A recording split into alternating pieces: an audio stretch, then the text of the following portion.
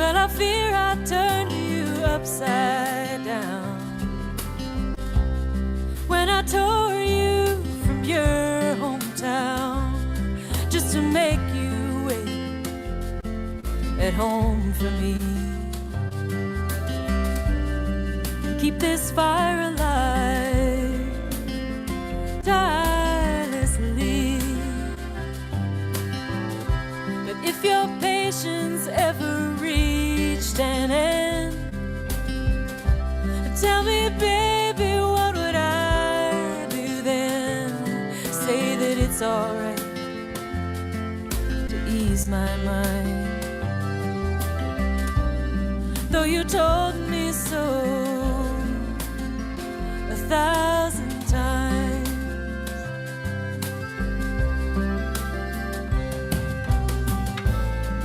If the papers would all print old news, they'd say I'm still in love with you. Let the years go by, it remains the same. What we've got is gold, and what it's worth won't change.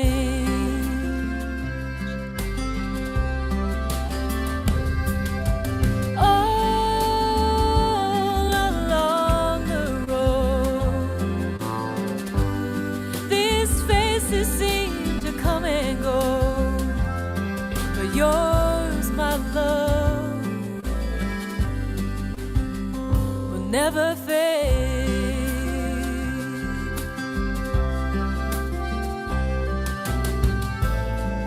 If the papers would all print old news, they'd say I'm still in love with you.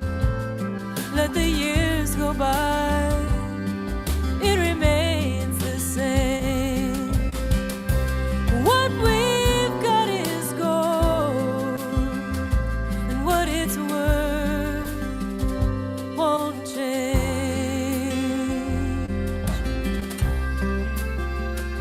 won't change.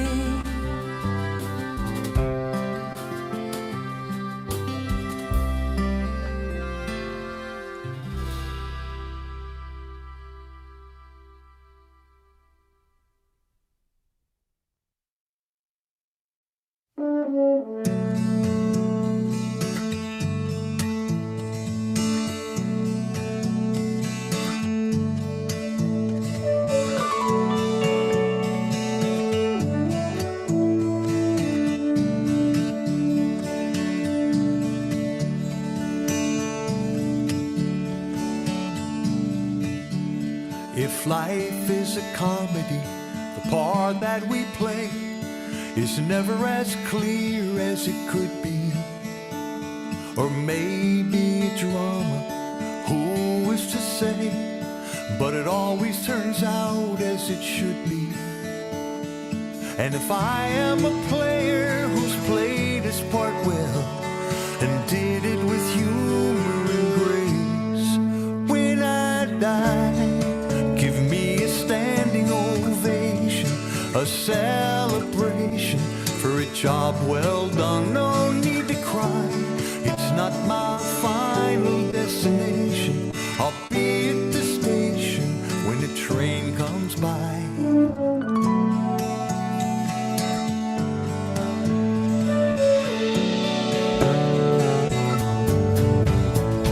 You write your own story as the pages unfold, but you're never quite sure of the ending.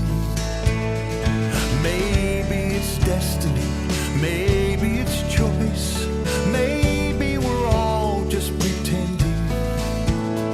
In the tale of a lifetime, if it all comes around and you only receive what you're sending, when I die, give me a standing ovation, a celebration for a job well done. No need to cry, it's not my final destination. I'll be at the station when the train comes by.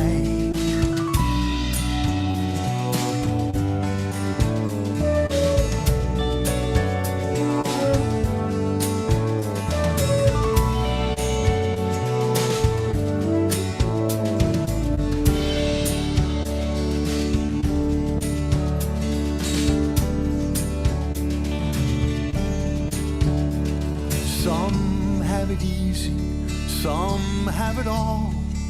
Some work so hard for so little. We sink to the bottom and we rise to the top, but mostly wind up in the middle. The more we are different, the more we're the same. I'm just one more who's worked through the riddle. And when I die, give me a standing ovation, a celebration for a job well done. No need to cry, it's not my final destination. I'll be at the station when the train comes by. When I die, give me a standing ovation, a celebration for a job well done. No need to cry, it's not my final destination. I'll be at the station when the train comes by.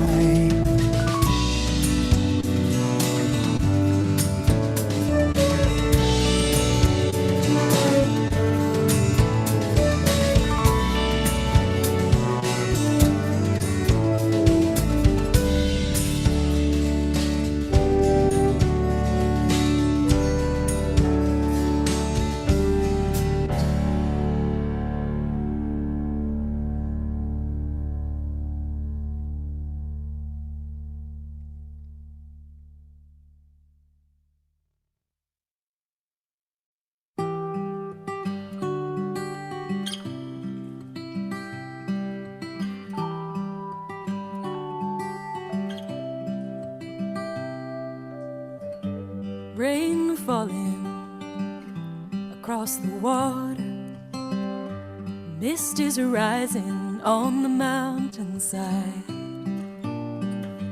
Leaves are blooming in the ash tree. Robins are looking for something sweet.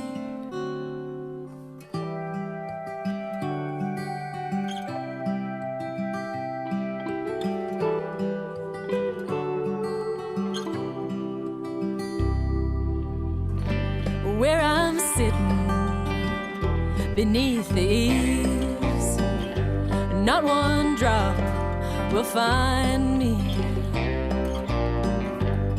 A little seedling is breaking through, persistent as the thought of you. Looking out into a sea of green, thinking on the years and miles that lie between. It seems so long ago, but you're still on my mind, you know.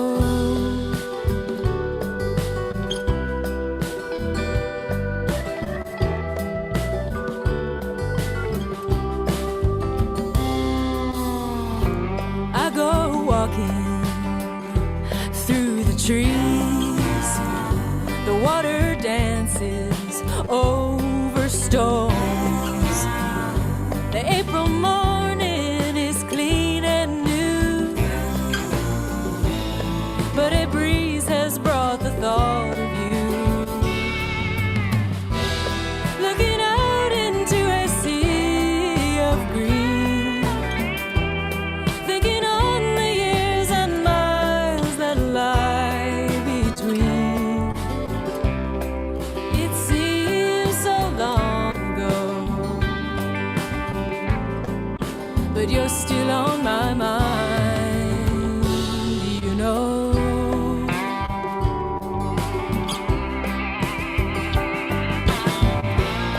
I sat down by the riverside, fearing I could drink it dry and still not be satisfied.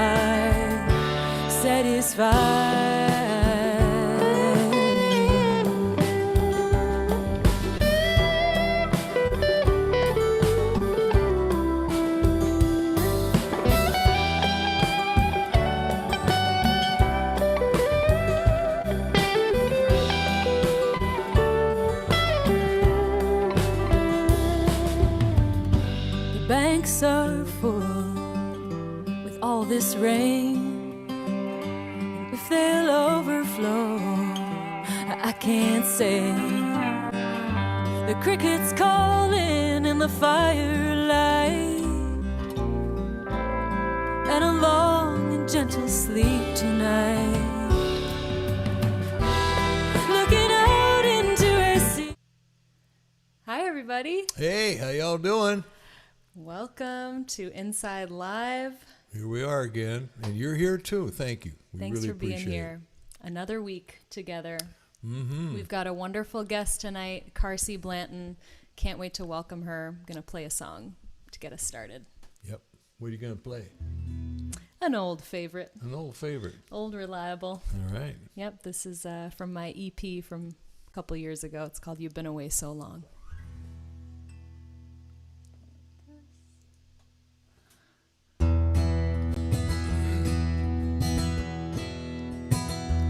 I walked out in a storm the other night.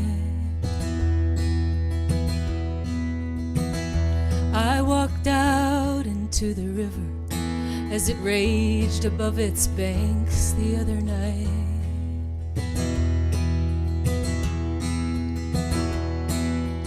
I was sure the current would part around my waist, but I reached out for your hand. I admit I was afraid. Strong a swimmer though I know myself to be. Hey darling, you've been away so long. Hey darling, hey, you've been away so long.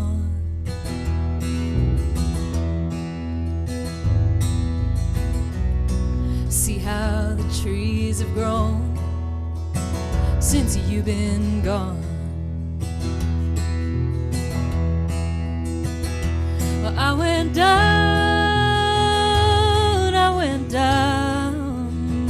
to the water's edge. I went down to the water as the sun sank low behind the ridge.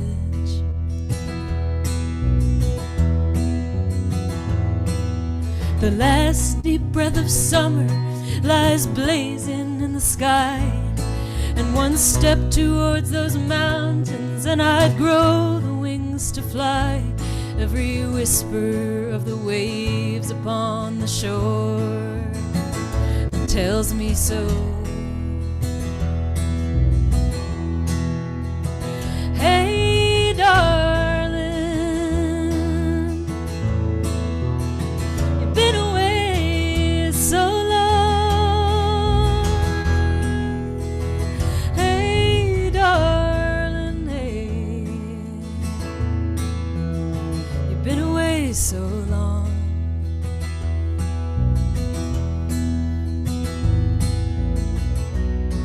See how my garden's grown since you've been gone.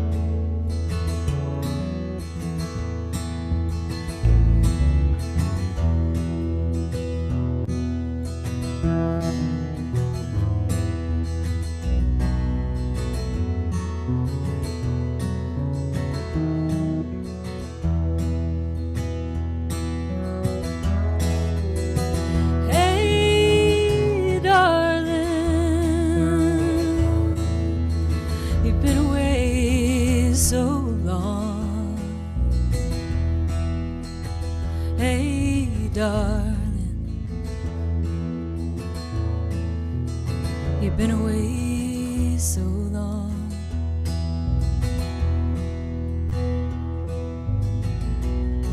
See how the trees leaves have grown since you've been gone.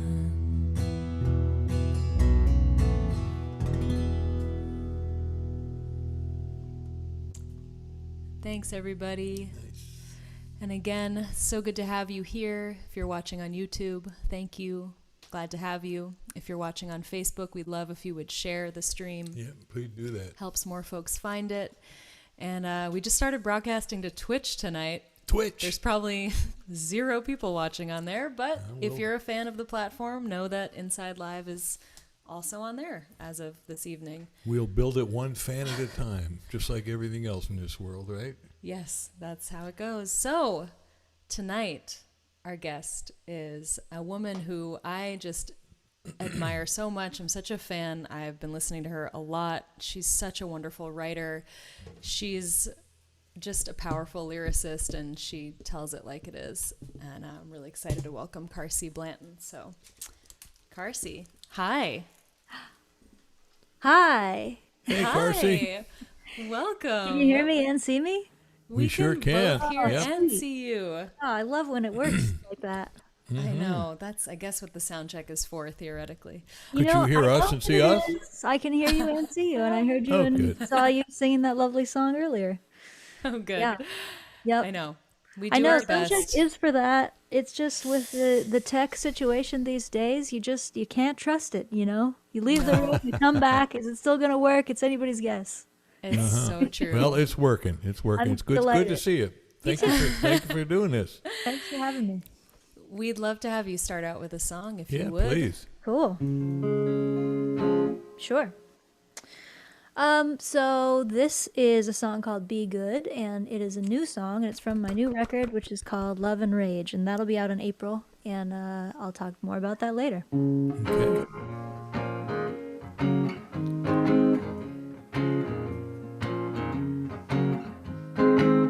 Jesus Christ was a handsome man. He had nothing to hide.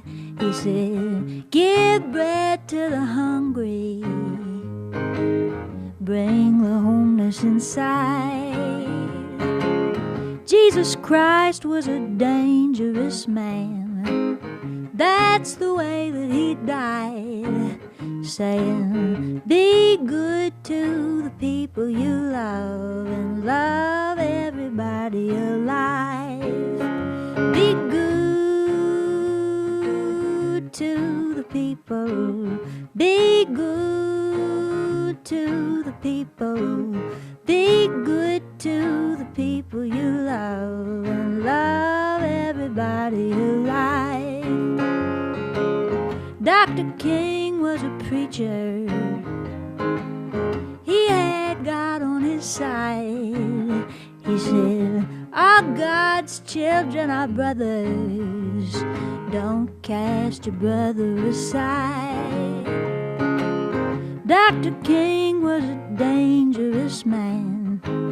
That's the way that he died, saying, be good to the people you love and love everybody alive. Be good to the people. Be good to the people. Be good to the people you love and love everybody alive. There ain't nothing more criminal than kindness. There ain't nothing more valuable than blindness. We'll make anyone a martyr who remind us everybody got a right to be free. Be good to the people. Be good to the people.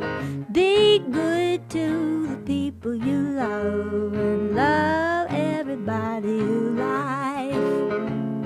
Love everybody alive. Love everybody alive. Yeah. Uh, Wonderful. I've Thank been you. loving that song, Carsie. It's so good. I Oh, Yeah, thank you. we listened to that, the full band version. Very cool. love the Oh, production thank you. too. Yeah. Thank Yeah. you. I love it too. Sounds Yeah. great. Yeah, so Well, that one is out. It's the first single from the new album, so that's on Spotify and all that stuff. And it was produced Yes. by Tyler Chester, and that was our first time working with him, and it was awesome. yeah, it's really, really nice. You have horns on that and everything, right? I don't think we have horns on that one. We have like Which, a bunch of guitars, a bunch of organs, and a bunch of background vocals and stuff like that. The background vocals are just great. Maybe that's what it is, I was yeah. singing that part Yeah. while you were playing. Oh, just now. nice. Be good to Yeah. people. Yeah. So Yeah, nice. yeah, Did yeah. you sing those parts or did you have other people sing them? I sang those, but actually the guys in my band, Joe and Pat, arranged them. That is their live vocal arrangement, and nice. I just did them. We felt like it should be girly for that one, so I did. But but yeah, we kind of got to all arrange stuff together. And the guitar player on that track is Smokey Hormel, who I'm a big fan of. So that was cool to get to work with him. Cool. How big is your live band when you play live? Well- What do you use? Officially, there are 3 of us in the band. So me, and then Joe plays bass, and Pat plays keys. We were set up for a live stream last night, so we're a trio as far as who's in the band. But then when we tour, we try to have a drummer if we can find one and afford him. Yep, that's always the challenge, right? Yep. So I was just wondering, could you talk a little bit about your writing process and like particularly that song? You know, where do you start with it? Do you start with an idea that you just know you have something to say, or do you start with a melody, or where does it come from for you? That one, I find that I'm like working on themes with batches of songs. So I write in batches, like I'll write six to 10 songs and then not write for a year and then do it again is how I tend to write. I'm not writing all the time. Like I might be taking notes, but not actually working. So each batch tends to have a theme. And so the theme with this batch of songs had a lot to do with like anxiety about the future and sort of the feeling of impending apocalypse. And then on the flip side of that, sort of trying to envision a more beautiful world. So there's sort of the love songs on Love and Rage are more hopeful and kind of about, hey, what if we did it like this and we all loved each other more? And the Rage songs are more like, why is it happening like this? This is terrible. Right. I feel a lot of both all the time. So so that one, Be Good, came from like I was sort of workshopping, how can I make this a little more positive? And I was kind of thinking about I was actually thinking about Che Guevara because I was reading a biography of him, and I had grown up thinking that he was like a sort of militant bad guy bandit. And then as I grew up, I was like, you know, he was actually somebody who was driven by this sense of great responsibility and not wanting there to be poverty and stuff like that, and not He's an liking idealist. American imperialism. Yeah, he was an idealist, and so he became a soldier, but first was an idealist. And I sort of was thinking about how people that are idealistic in that way often become vilified, and either vilified or assassinated or both. Yes. So that's really Usually- what that's about. Like Jesus and Martin Luther King were both assassinated for ultimately saying the same thing, which is like, hey, actually, everyone who is a person deserves your love and respect. And that was a dangerous enough idea to get them both killed. And I would argue same with Che Guevara. Well, it's always a question of being dangerous to the status quo. Yeah.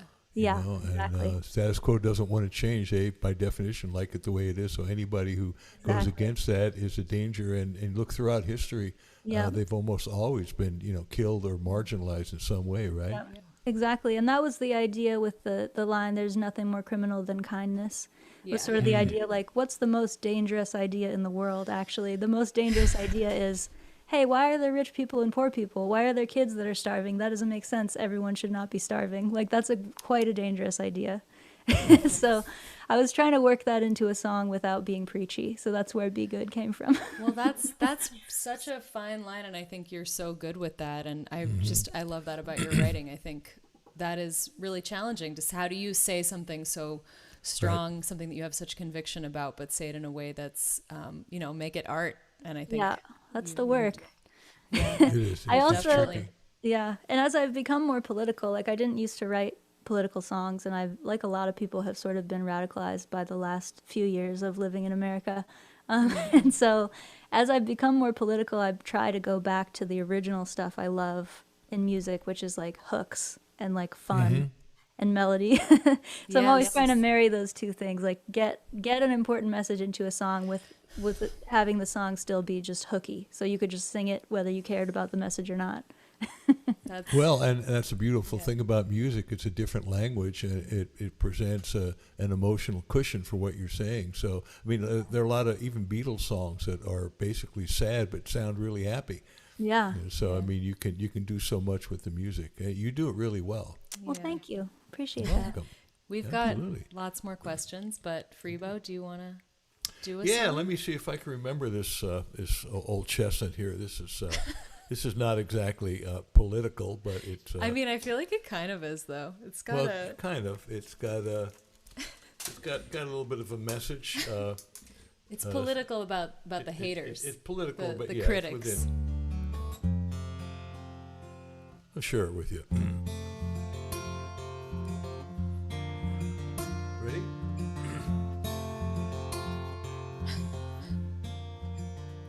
There's a wrong that needs righting, I gotta say out loud. There's a time for uniting, a time to stand proud. People raising their voices to do the right thing. People coming together to stand up and sing. Now the music makes the mountains move, but it ain't gonna move without no groove. Let me get my pick. A 1, 2, 1, 2, 3.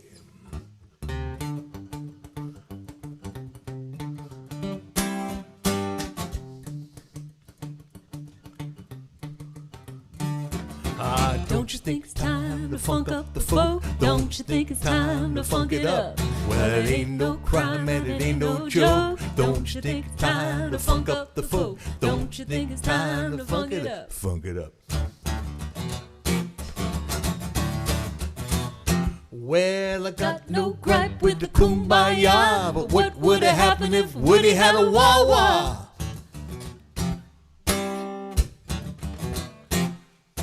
Dylan was a killing in 64. When he plugged it in, he was killing it even more. I ain't gonna work on Maggie's farm no more. Marvin Gaye and Marley added on a funky beat. But when the masses heard the music, they were taking it to the street. Oh, don't you think it's time to funk up the folk? Don't you think it's time to funk it up? Well, it ain't no crime and it ain't no joke. Don't you think it's time to funk up the folk? Don't you think it's time to funk it up? Funk it up.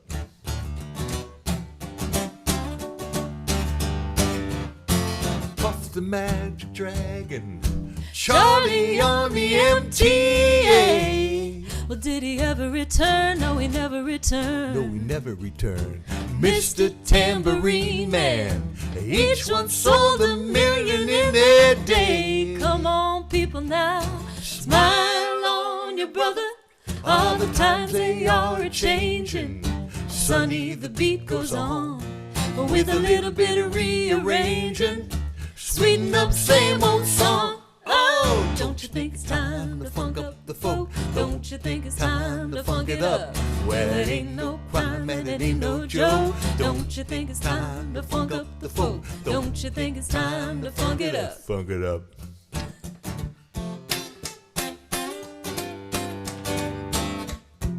Need a band to really funk it up. Let's go to the bridge. If the TV news got you singing the blues and your head is spinning around, get your tie-dye tee and your blue suede shoes, put in the good foot down. oh, don't you think it's time to funk up the folk? Don't you think it's time to funk it up? Well, it ain't no crime and it ain't no joke. Don't you think it's time to funk up the folk? Don't you think it's time to funk it up? Funk it up.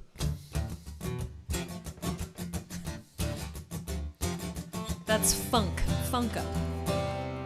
1, 2, 3, 4.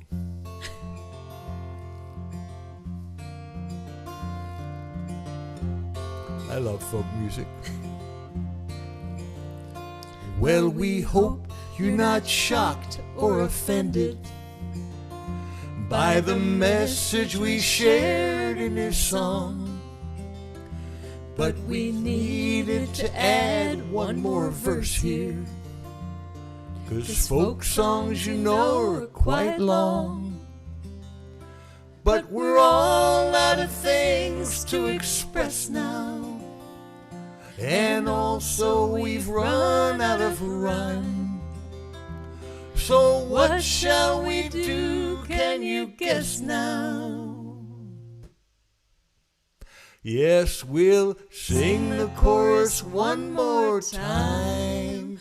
Oh, 1, 2, 3. Don't you think it's time to funk up the funk? Don't you think it's time to funk it up? Well, it ain't no crime and it ain't no joke. Don't you think it's time to funk up the funk? Don't you think it's time to funk it up? Funk it up. So there you go. I feel like that was pretty relevant to what we were just talking about. Was that relevant? I do think it's time. I'm glad you asked. She thinks it's time. Carsie Thinks it's time to funk up the folk? She I think it's agrees. time. Good. So speaking of musical genres and influences and different styles, I'm so curious what your musical upbringing was, Carsie, and how did you become Carsie Blanton? Tell us. We don't need all of the intimate I was physical born. details, but I see someone wanted to ask about me being homeschooled, so I'll try and work that in to this answer.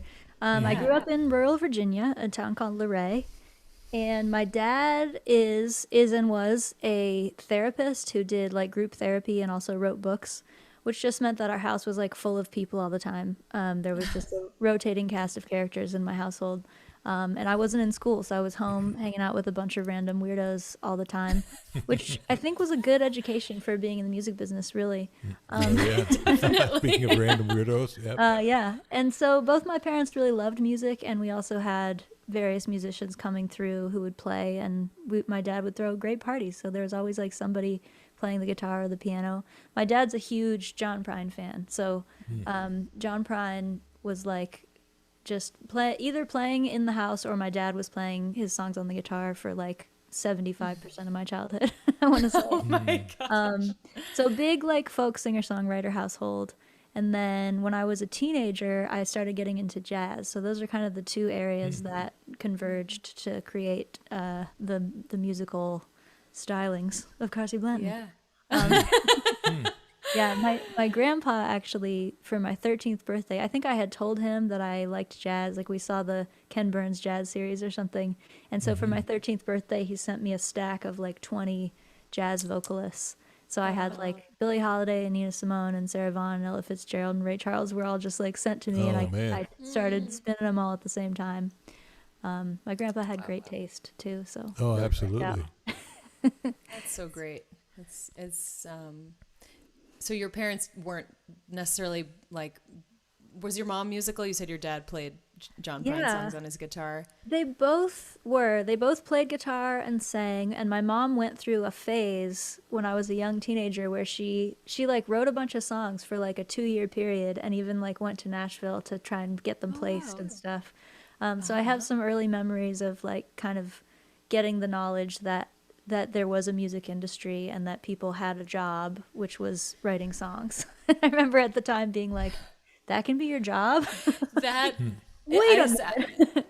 That would have blown me away too when I was growing up and trying to figure out how the heck you got from where, not growing up with professional artists in the family. It's kind of like this big mystery. Like, wait, how do people do that? How do you go make a living doing that? So Yeah. Still trying to figure I know, that right? out. I'm still I trying. still remember, I don't know why I was thinking about this. Just the other day, I was remembering the first gig I ever played. I think I was 13, and I had learned like a total of 3 songs on the guitar. It was like Patty Griffin, Let 'Em Fly, Landslide from Fleetwood Mac, and I don't remember what the third one was.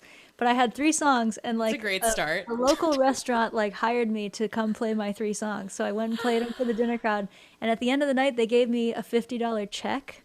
And I remember looking at the check and like seeing my name and $50, and I was like, "This was for playing songs." Yes. Yes. That's still mostly how I feel about it. I'm just like, you gave me money because I sang a song? That's crazy. So when did you make the actual decision, say, I am going, and did you ever plan on being something else? I mean, most of us from professional families were told we're supposed to be this, or this, and musician was not included. How did that happen for you? So, okay, so I wasn't ever put in school, so I was an unschooler. I was homeschooled, but without a curriculum, basically. My mom was like, you should learn whatever you're interested in, and she would sort of help me learn about things. And it was pre-internet, so you'd have to like go to the library and stuff like that. Wow, yeah. Yeah. So that was my childhood, and then my parents intended for me to go to college, but what ended up happening is I moved out pretty young. I was 16, and I moved in with a bunch of artists, and so that was kind of it. Like, I joined some bands, played some songs at open mics, and by then I was like living out of the house and was just like, well, this seems better than other jobs. There was a brief period, ages like 18 and 19, where I got a job as a grant writer. For a little school, which that's the job my mom does. So that was sort of the family business. So I was trying to fundraise for a nonprofit for a little while, and it was fine. But then I remember being 20 and kind of thinking to myself, like, I should go have a go at it, and I'll take a year, try and do music, and if it doesn't work, then I'll go get a real job. And I guess, I mean, it worked good enough, I guess. I think it's working. It's working. It's working. It It's is working working. now, It but is it wasn't working. really working in the first 10 or 15 years. But I was doing it anyway because it was fun. Yeah. Well, you learn how to do it. You learn how to be yourself. You learn how to market. You learn how to create your own niche, and then and market it. And I know we always have the question of what we see everybody else, and we think, oh my God, they're doing so well, and they're all looking at us, going, oh my God, he or she's doing so well. But you seem to have done that. I mean, you've really Carsie Blanton it's a beautiful hybrid of all sorts of stuff. And I love your.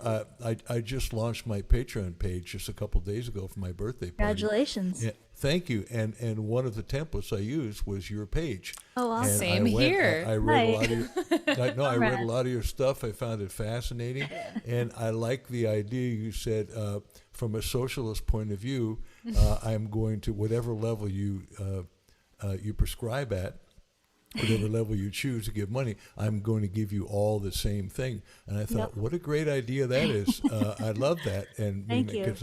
which brings me to the next question. I know that you describe yourself, you call yourself a socialist in a lot of ways, and that's such a loaded word in this society. Yeah. Could you give us your definition of socialism and your thoughts on that? Sure. Okay.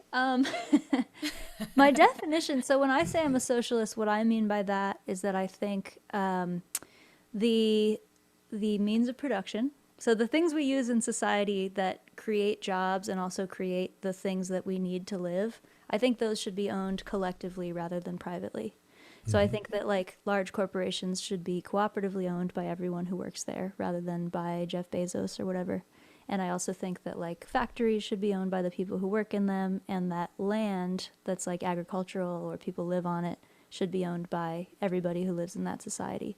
And my kind of dream for that is that we then all could do a better version of democracy because we would be allocating resources together based on what people's needs are. So that's what I mean by socialism. There's a big thing about like, can you still buy an iPhone or whatever? And like in my version, sure, you can still buy an iPhone. So I'm not saying like no one can ever have a pretty skirt again. That's not really my idea of it. My idea of it is like we have such obscene wealth in this country. Like we've created so much wealth that at this point, if we just split it all up equally, I think the net worth of each family in America would be like $800,000. I read somewhere. So you have to remember how rich Jeff Bezos is when you talk about just splitting up wealth equally. He has infinitely more than you can imagine as compared to you, even as a middle-class person. So yeah, that's what I mean by socialism. And for me, it just comes from basically compassion. I don't think that any kid should be born without resources to get to live a good life. And I think in the situation we're in now under capitalism, unfortunately, a lot of kids are born in a situation where they don't have that kind of opportunity. So that's really what it's about for me. I mean, it's also not just it's unlimited capitalism. I mean, it used to be the rich used to have to pay 70, 80, 90% taxes, which Yeah. would go back into the government, which go back into the commons, which eventually would go back to the people. And the middle class was thriving Yeah. back then. And bit by bit, the ruling class whittled away little bits Yeah. and pieces to now where it's Well, you just give them an completely inch and they inequitable. take a mile, Freebo. That's the problem. It's it's the greed chip that we're all endowed with, Yeah. and unfortunately, unfettered capitalism just really feeds into that. Yeah. Yeah, it's also like, I hope this isn't too in the weeds, but I find it interesting to think about capitalism also as sort of an organism.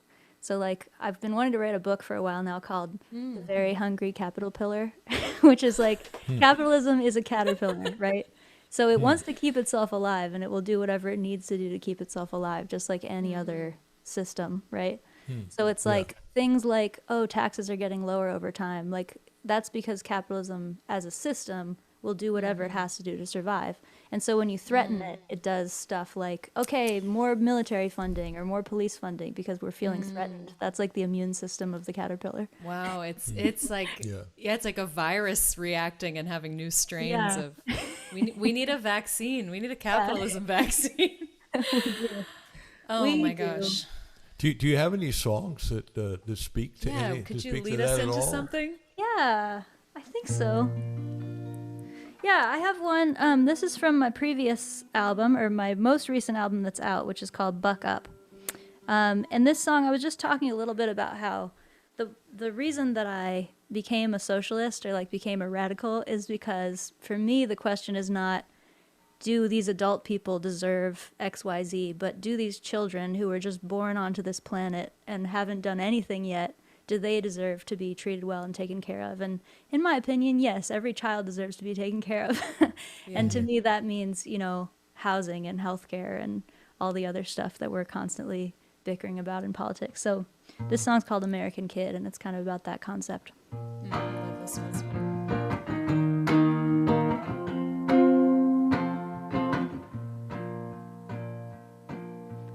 I was once an American kid, growing up on hallowed ground. Rode to the river on a pretty red horse in a pretty little country town. But I grew up fast and I cast my vote for the president. And I had my doubts, but I still had hope until I read the finer print. Don't look now, but it won't be long. They're gonna wonder what we did, and we'll have to admit that we done them wrong. God help the American kid. Oh, God help the American kid.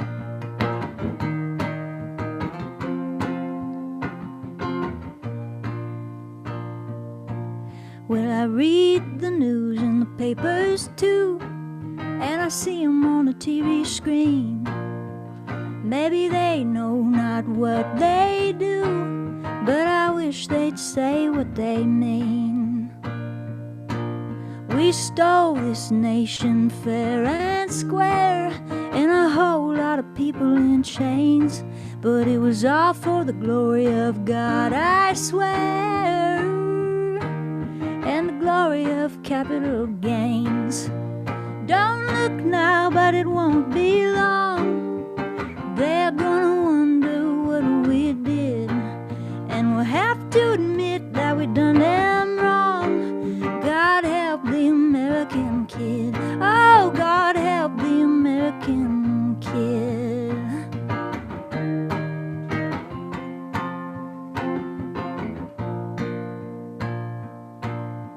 And all the little kids all around the world, some have and others don't. But God loves all the boys and girls. God knows America won't. I hear them holler in my head. Can you hear that lonesome sound? Well, it may be true that we've made our bed,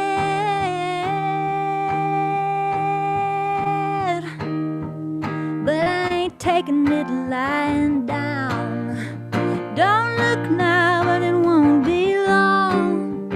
They're gonna wonder what we did, and we'll have to admit that we done them wrong. God help the American kid. Oh, God help the American kid.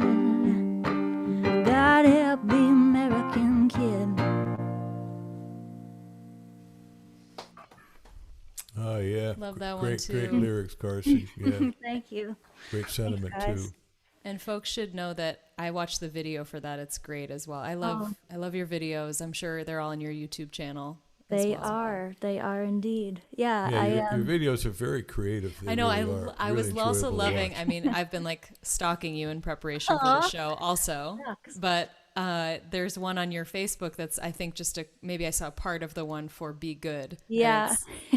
you guys got to check it out. She's holding up a newspaper. It's just excellent. It's like the most clever lyric video I think I've ever thank seen, you. honestly. I had a newspaper printed with the lyrics of the song, so the whole video is just me It's- reading a newspaper. It's so good. And it's Thank you. I just love that it starts with Jesus Christ was a handsome man, and it's like in the paper. That's so good. I'm glad you liked that because I took some flack for it on the Facebook. That was just, I Googled Jesus handsome, and like the main thing I got was this actor in like a Portuguese movie about Jesus, and he's super handsome. He looks like Jesus, so I put him in the video. And then a ton of people were like, Jesus didn't look like that, actually. He was Middle Eastern. I'm like, guys, come on. It's funny. Yeah, it is. It's very funny. Yeah. I'll do a lot for a joke. Yes. Well, it worked. Hey, we're all going to get reaction from Facebook from somebody, you know. I just know. never I feel like there's fails. just like armies of people just trolling Facebook being like, what can I be mad about? Aha! This Jesus is not ethnically accurate. Yeah. Well, everybody all of a sudden has a platform. Yeah. You know, which is okay. I mean, there's something good about that. But Well, at and some it lets point us it's like, have this platform too, which is Yeah. great. And you know, I like Freebo said, we were both so inspired by your Patreon, and folks should also check that out. I just love. I feel like you've just created this like. It's like your empire, Carsie. It's so great. Like you have, it's amazing, but it's like this empire of love. It's like, it's just so cool to see, you know, that you have really grown your Patreon, which I think is just such a great model for independent artists. And, you know, you helped coach me on that and just kind of getting it started. And, you know, it's so smart. I mean, not just in a pandemic, but, you know, all the time. Man, I've been trying to sell out for so long and just nobody was buying, so I eventually came up with gave my up. own methods. Yeah. well, especially in this, if I may, in this capitalist society, you know, it's pretty much the only way that we can go because, you know, America has never been very kind to its artists. In fact, all over the world, you look at a Van Gogh. I mean, did not sell a single painting his entire life. Yeah. So I mean, it's a struggle, and it's a really nice way where people who are our fans can help us out, and we can in turn give back and do what we do, and it just allows a continuum to Yeah. happen. So it's I'm really it's into cool. it now. Yeah, I used to feel like crowdfunding is cheating or something, and now I'm like, you know what? It's awesome because it's only the people who want my music. They're the people paying for it, and so they trust me to make whatever I want, and I trust them to like either keep giving money or don't, and that's fine. Yeah. So it's like just feels like a much more organic relationship than the sort of Absolutely. record label or A&R relationship. So Well, I'm that's a whole other thing. The record label, and you know, Yeah. I mean, basically borrowing money at an exorbitant rate, really. yeah. Have you ever It's a gone very that route expensive loan. and went the other way, or have you just always kind of been No, I mean, my plan, like I joked about 15 or 20 years, but I did start touring when I was 16. And so it's been almost 20 years. And my plan at the beginning was absolutely to just hit it big and catch a break and make it rich and sign a record deal. For all of us, right? It just didn't happen. Right. So I had to revise my plan. So that's how I've arrived here. I've never gotten an offer, you know, from a record label. And, Gosh. you know, it's one of those things where it's like, I think if I'd been trying harder at certain points, maybe I would have, but I've been more interested in, you know, doing all kinds of wacky stuff. I'm always changing up the thing I'm doing with the next album or the next project. And so I think that's distasteful to capitalism in many ways. Well, it's a record company in particular where they have to brand you a certain Yeah. way. And I mean, I think the fact that you've been forced to make that choice has really allowed you to become the Carsie Blanton that you are. With all of us, there's no pressure do it. Certainly, nobody's telling you what to create or how to create it, and that's a beautiful thing. I mean, I grew up in a time where a record deal was the only way to get your Yeah. music out there. You couldn't make your own record. You didn't have your own lathe. You didn't Yeah. have your own recording. And bit by bit, we've come in with cassettes, and then a digital recording and CD baby, and gotten to the point where we don't really need record companies, and it really has helped the independent artists to be independent and come up with our own type of music. So God bless you for that. Too. Well, thank you. Yeah. All worked out. All worked out in the end, or in the middle. I guess that's a good place to be. Well, Why don't you play something else? I played this why don't you song play last one? week. Sure, I will. But it's feels again appropriate. That's what I love about playing in the round. Kind of do what feels right. And maybe while I'm here, I'll do our little housekeeping announcements. Housekeeping. Okay. For those of you who watch Inside Live every This is week. a capitalistic portion Here's of the the show, capitalist pitch. If you are able to, we always appreciate your donations for the show. We're going to split them between the three artists tonight, and we're also giving a portion of all donations for the month of March to Planned Parenthood, and that is partly in honor of Women's History Month, but really just because Planned Parenthood is Great organization. so important for all of our health and wellness. And I actually happen to know that Carsie had one of her songs featured in this amazing Planned Parenthood film that was put out a couple years ago. Maybe we can ask her about that, but you should check that out. The song is called So Ferocious, and it's just the perfect backdrop for a Planned Parenthood film. So there's that connection, and we're honored to be supporting them. So, And we're also honored to be sponsored by Cordial Cables. And Cordial, we're all using this Cordial. These are Cordials. Carsie, you get a free Cordial cable and a T-shirt. These Yay! they're really special. There's little to no resistance in them, so they actually sound great. And it turns out that they have a lifetime guarantee. So I don't know how many cables you've gone through in your life, but theoretically this might be the only cable you will ever need. So we will send you one, and we're grateful for their support and sponsorship. And what they've also done, and what we do every week, is we give one away to the lucky winner. And how does that happen? we have chosen a number between 1 and 100, and Brandon knows the number. He's backstage keeping an eye on the guesses that you guys put in the chat. So whether you're watching on Facebook or YouTube or Twitch, you can put your guess for a number from 1 to 100 in the chat, and we will choose a winner before the end of the show of a Cordial cable and t-shirt. And we're so grateful to Cordial for supporting us. We love you guys. Been so supportive of us and just helping get the word out about our music and this show. So we appreciate you. Great. Okay, back to music. Alice, why don't you play a song for us? All right, this is a song that is going to be on my next record, and actually was able to record it in the initial session that Freebo and I went down to Muscle Shoals, Alabama, and recorded at Fame Studios. At the end of 2019, I thought I would end up going back in 2020 to finish that record. Didn't happen, some COVID-related difficulties in traveling, but I'm so happy that we are officially going back this July to finish that record. So this song will not be all by its lonesome. It's called Travelin' Soul.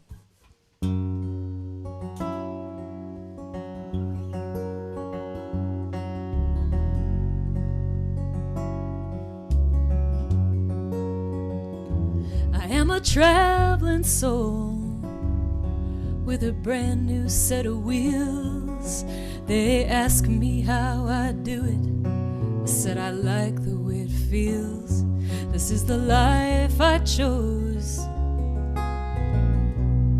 seeking truth along this road.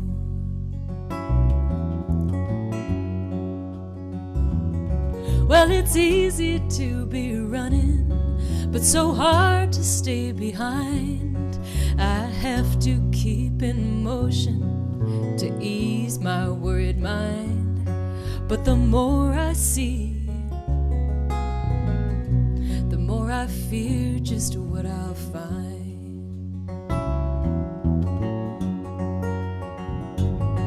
It's the same old two-lane highway and the same old moon above, a world of contradictions and the longing to be loved. I am a traveling soul, seeking truth along this road.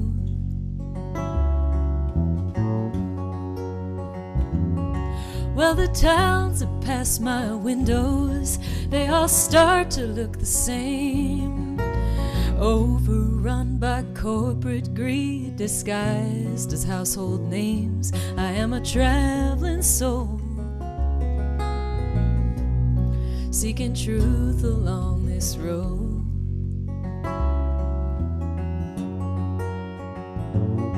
It's a bitter pill to swallow. The country that you love has a history of violence that is written out in blood. I am a traveling soul, seeking truth along this road.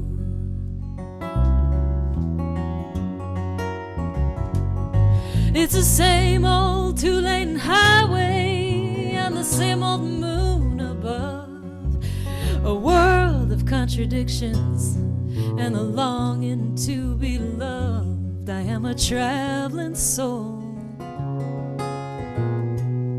seeking truth along this road.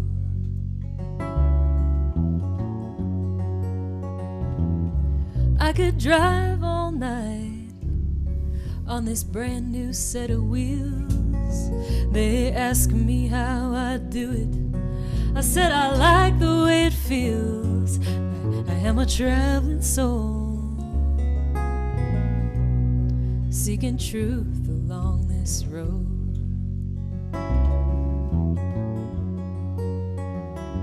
I am a traveling soul, seeking truth along this road.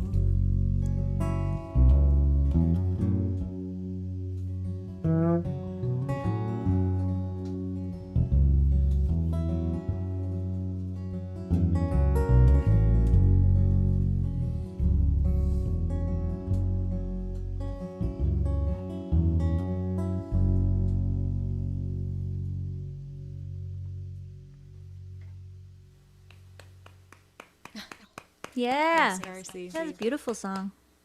Thank you. Love that one. Oh, thank you. Thank you. Somebody asked Freebo, are there no frets on that bass? And I feel like the answer is definitely there are indeed no frets. There are no frets on it. He was too and cheap to get the one with frets. I like it that way. No frets. Yeah. Cool. Hey, well. Hey. Well, Brandon's been putting a bunch of questions over here. Yeah, that's Am I true. supposed to read those? No, I'm supposed to read them. Oh, Okay, well then never mind. Forget I said anything. No, you're so right, Carsie. You know what? I I'm gonna see hide them them. there, and I get overwhelmed by them, and I Me just too. pretend they're not there. Good. Now I feel validated because that's what But I'm also then- doing.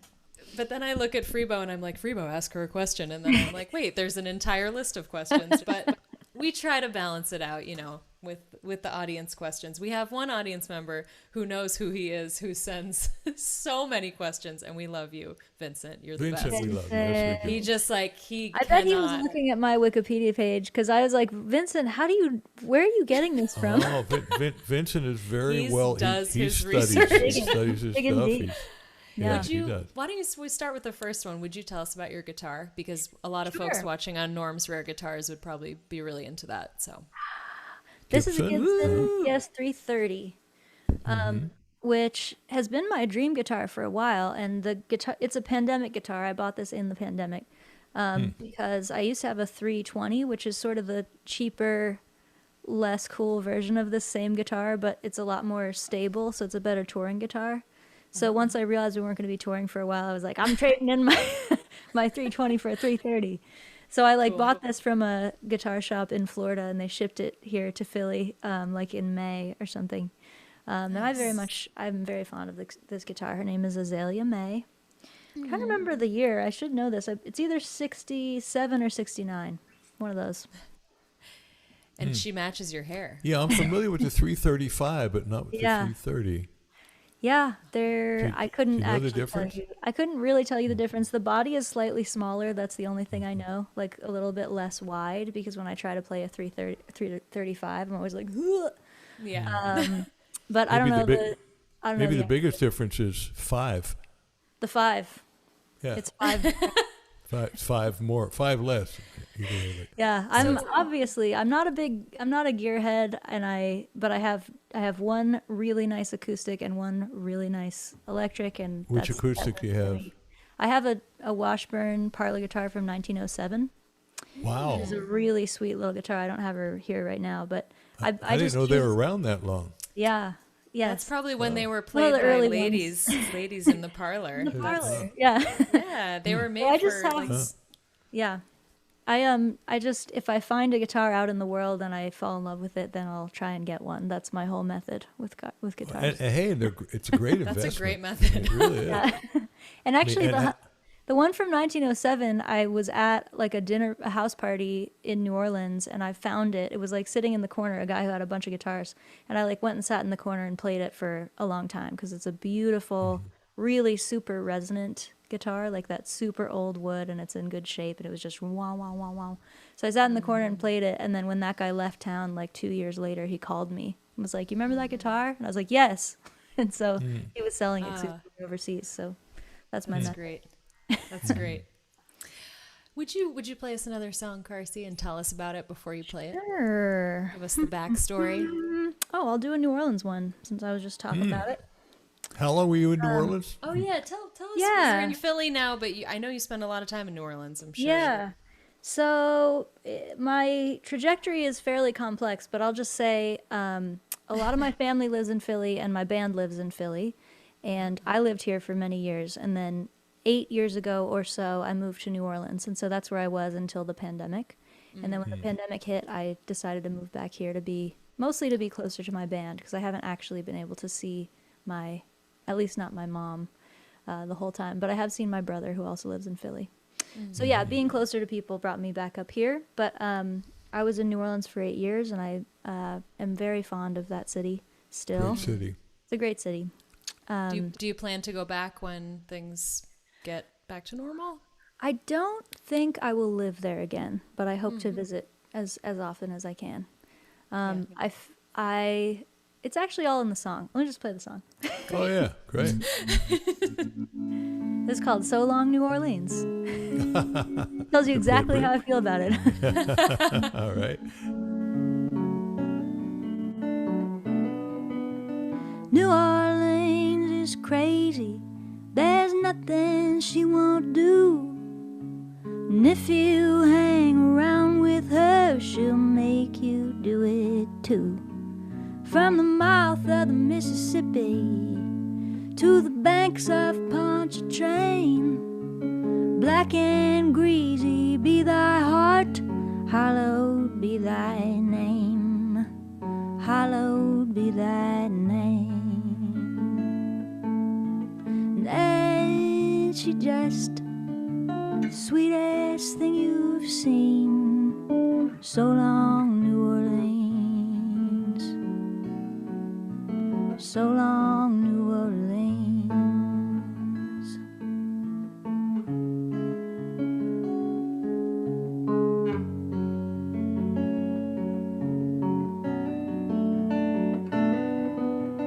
There ain't nowhere better, there ain't nowhere worse. And when you think she's blessing you, you're bound to get her curse.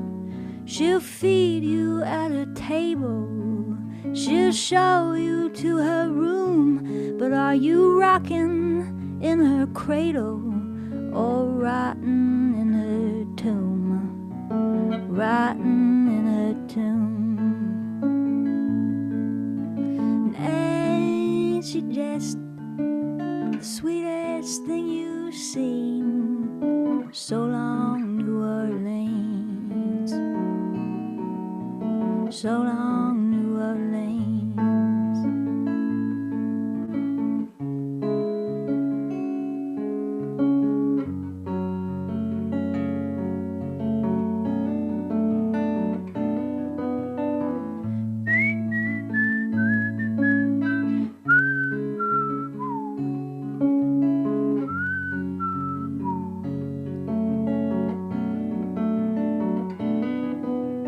New Orleans is tragic. There's nothing she won't lose. If she ain't taking water, she's giving us the blues. From the mouth of the Mississippi to the banks of Pontchartrain, black and greasy be thy heart, hallowed be thy name, hallowed be thy name.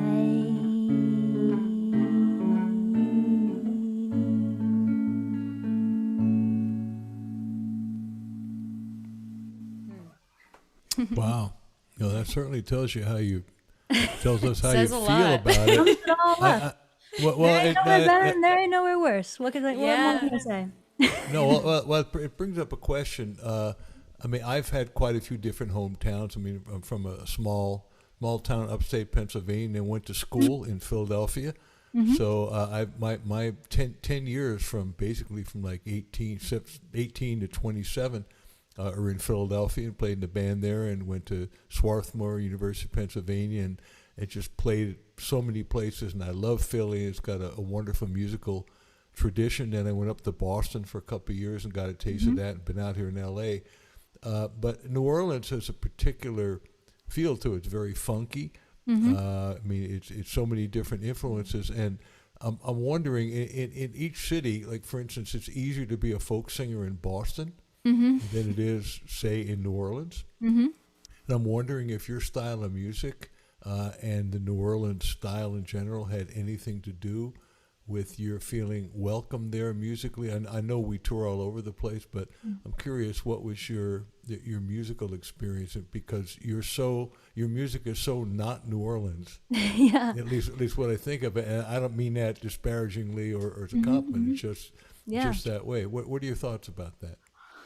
I don't know. It's funny, you know, I've never successfully been part of a music scene. So like everywhere I've lived, I felt like I was not quite the genre for that scene. So in a way, it's been an asset, I guess, because I haven't ever really felt like I needed to fit in anywhere, or I never felt like I really could, so I didn't try very hard. So I love the music culture in New Orleans very much, but you're absolutely right. I'm not in a brass band, and I don't play real jazz, although I love jazz music.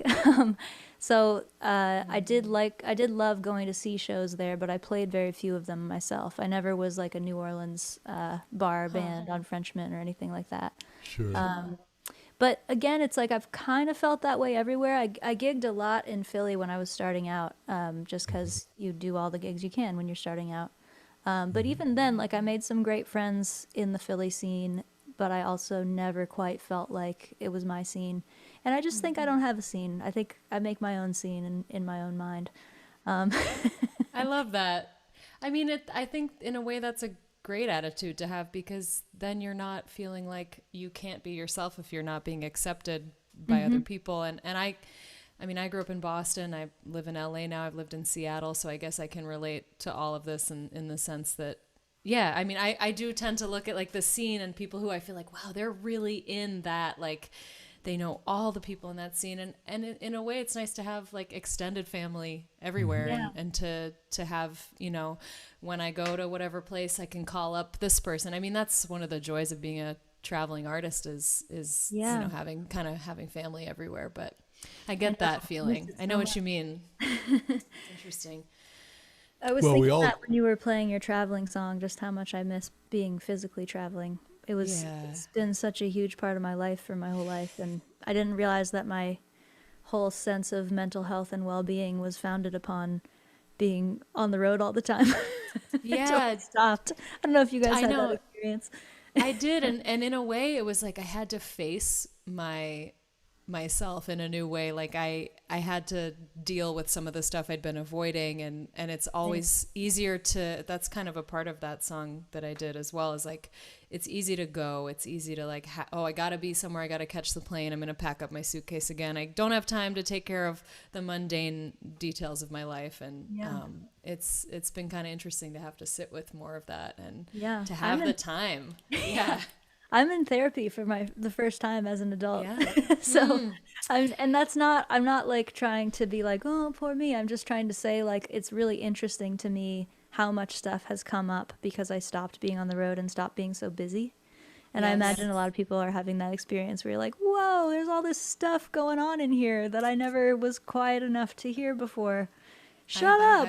It's so true. And I've had moments of being in therapy, and I started seeing someone again, and it was like I finally had the time to actually focus on it and like do some of the work that I talked about doing. It's like, okay, when am I going to stop talking about when I do this, when I start to think about this a little more deeply? Okay, now's the time. And maybe it's been good for us in a way. Alice has heard me say this before, but ex-jock that I am, one of my favorite expressions is take what the defense gives you. You know, and the defense is giving us time and space, and that's a good thing and not such a good thing. But I mean, I've been a road dog for years. I mean, you know, just touring in all sorts of different permutations. And the thing about being on the road, and the metaphor to me is, you're constantly moving. You have to keep your eyes on the road. You really can't look in the rearview mirror just occasionally. You can't take your eyes off the road. There's always something coming up. There's not enough time to really contemplate. Just when you're about to think about where you just were, you're on your way to somewhere else. It starts to blur together.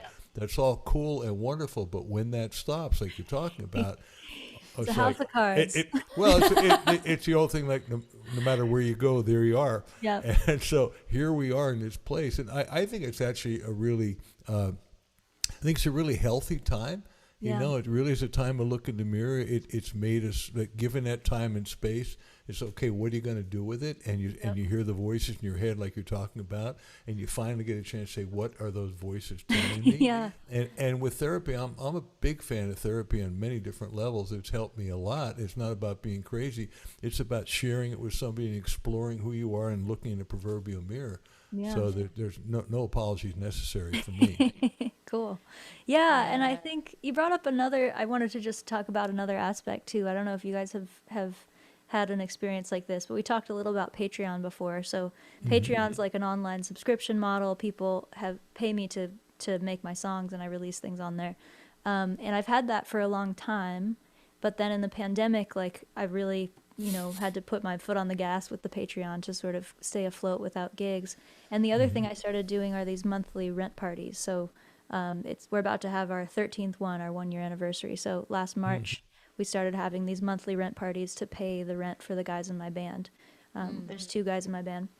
And so we've now been doing that for almost a year. And what's interesting about it is it's really changed my concept of touring and my concept of what the business is, because I have been able to stay afloat by just sharing stuff on the internet.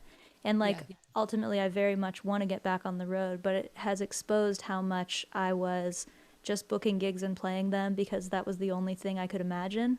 And like, I couldn't imagine paying my band unless we were playing gigs.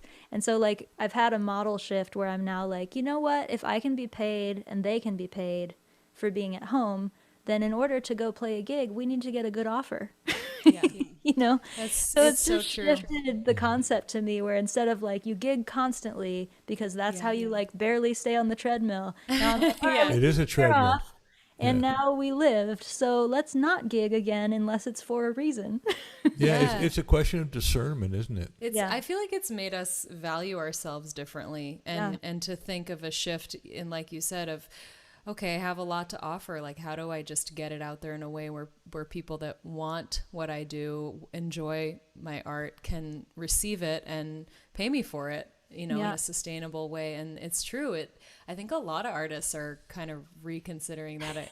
I don't know if you know Ellis Paul, but I've talked to him a lot about this stuff, and he was just like, I don't I don't want to tour anymore. Like, He's I, actually you know, making more money by yeah, not touring. he's like, this is great. Like, I just, you know, it's so interesting. I never would have thought. We're all so wedded to this like identity of the touring musician, Road and dogging, I yeah. can't wait. You know, I look forward to it. But like you, I mean, it's true. Maybe we'll I'm just be like, I'll as play good. shows, but they better Yeah. be in a theater. I want people in those seats. I want like a Yeah. good sound check. I want dinner brought to me Yeah. in the green room, and otherwise I'm know. staying home. And it's Wait, so you funny. I don't, feel you don't like like a deli plate? we.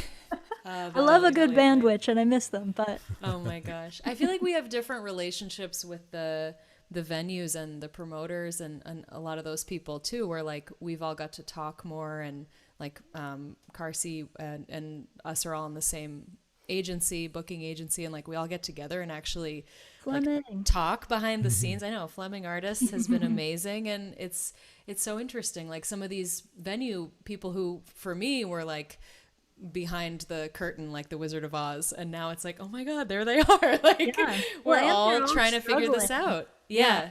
And like it's like suddenly we're all in the same struggle instead of on opposite sides. The Yeah. struggle Yeah, is yeah. let's keep the music business afloat for all of our sake. So it feels a lot more like, oh yeah, these guys are doing this job because they love music. So it's like less antagonistic than like, hey, please give me a gig. So or like, true. that guy didn't book me at the festival. Right. Yeah. Yeah. Yeah. Well, Carsie, I'd like to share a song. Please and, do. Please do. And in honor of your dad, Oh. who loved John Prine. Yeah. We all love John Prine, and I feel very fortunate to have met him and gotten to know him, and was with Bonnie when one of the early gigs, the first year I was with Bonnie, and she and I were a duo. We opened for John at a place in D.C. called the Cellar Door, a whole week where it's 2 shows a night on Monday, Tuesday, Wednesday, Thursday, and then 3 shows on Friday, and 3 shows, not sets, shows, different audience. And I listened to every one of John's sets. I was just amazed by his writing, like just the aw shucks of the deceptively simple stuff. It's so deep, and just a beautiful guy.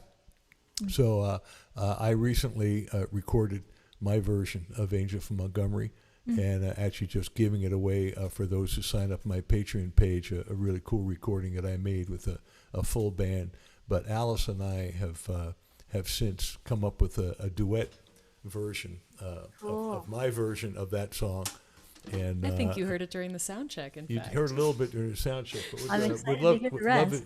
love to share that for you. And so I'm going to take my headphones off so I can hear what the hell I'm doing. Okay, and before you start, I just want to announce our Cordial Cable giveaway winner for tonight.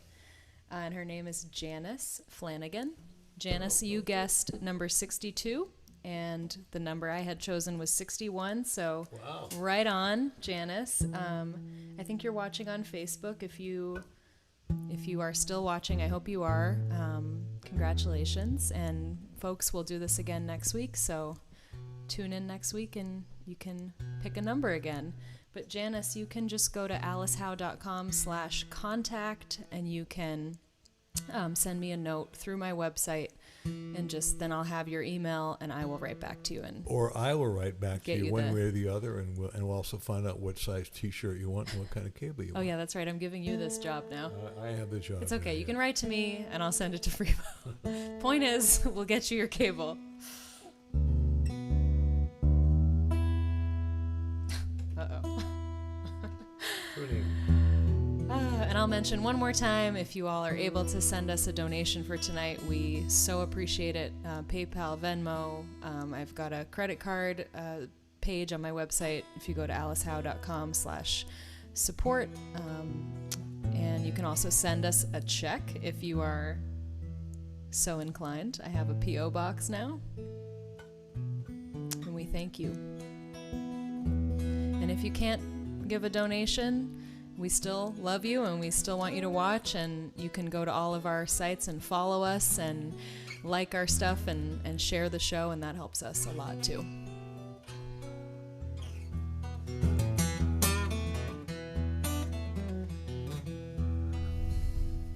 Angel from Montgomery by the great John Prine.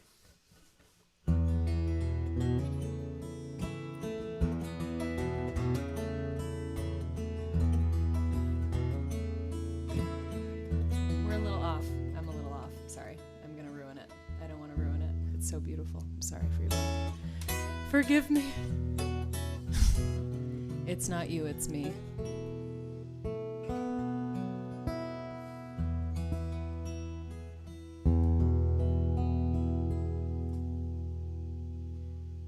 Take two, Angel from Montgomery.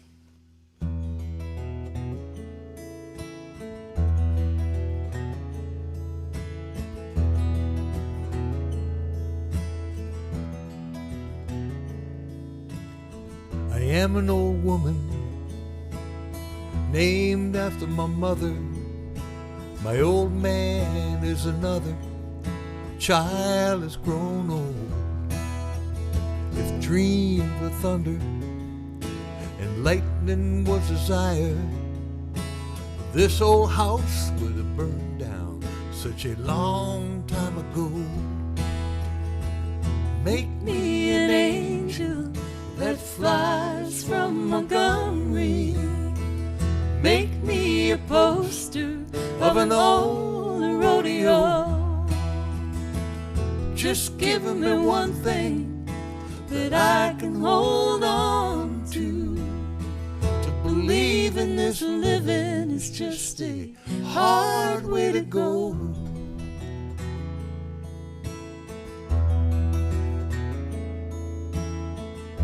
When I was a young girl, I had me a cowboy. He weren't much to look at, just a free rambling man. That was a long time ago. No matter how I tried, the years they just flow by like a broken down dam. Make me an angel that flies from Montgomery. Make me a poster of an old rodeo. Just give me one thing that I can hold on to. To believe in this living is just a hard way to go.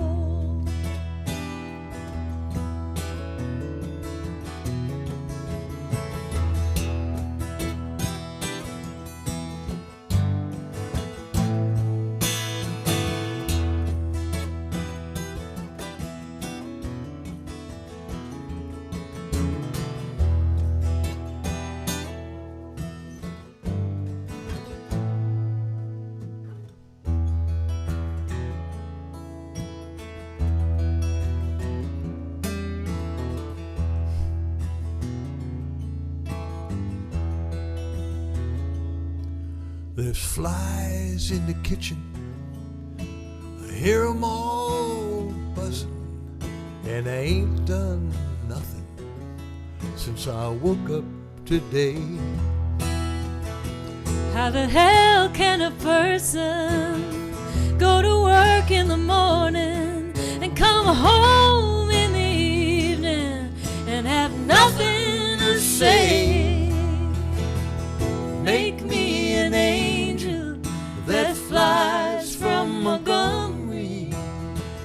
Make me a poster of an old rodeo. Just give me one thing that I can hold on to. To believe in this living is just a hard way to go. To believe in this living is just a hard way to go. Yes, it is.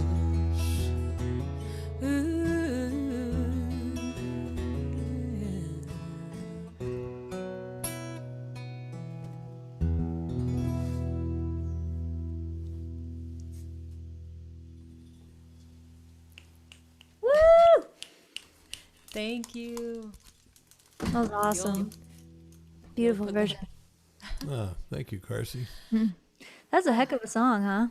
Dang. It really is. There's so many different versions. I mean, I played that with Bonnie hundreds and hundreds of times. Yeah. And it really wasn't until I started doing my own version that I really felt it. I mean, I'm a musical guy, so I was really into the bass and the band and the interplay and listening to her vocal and aware of the words, but really more aware of the melody and the feeling. But once I started singing it, it's almost like the song inhabited me.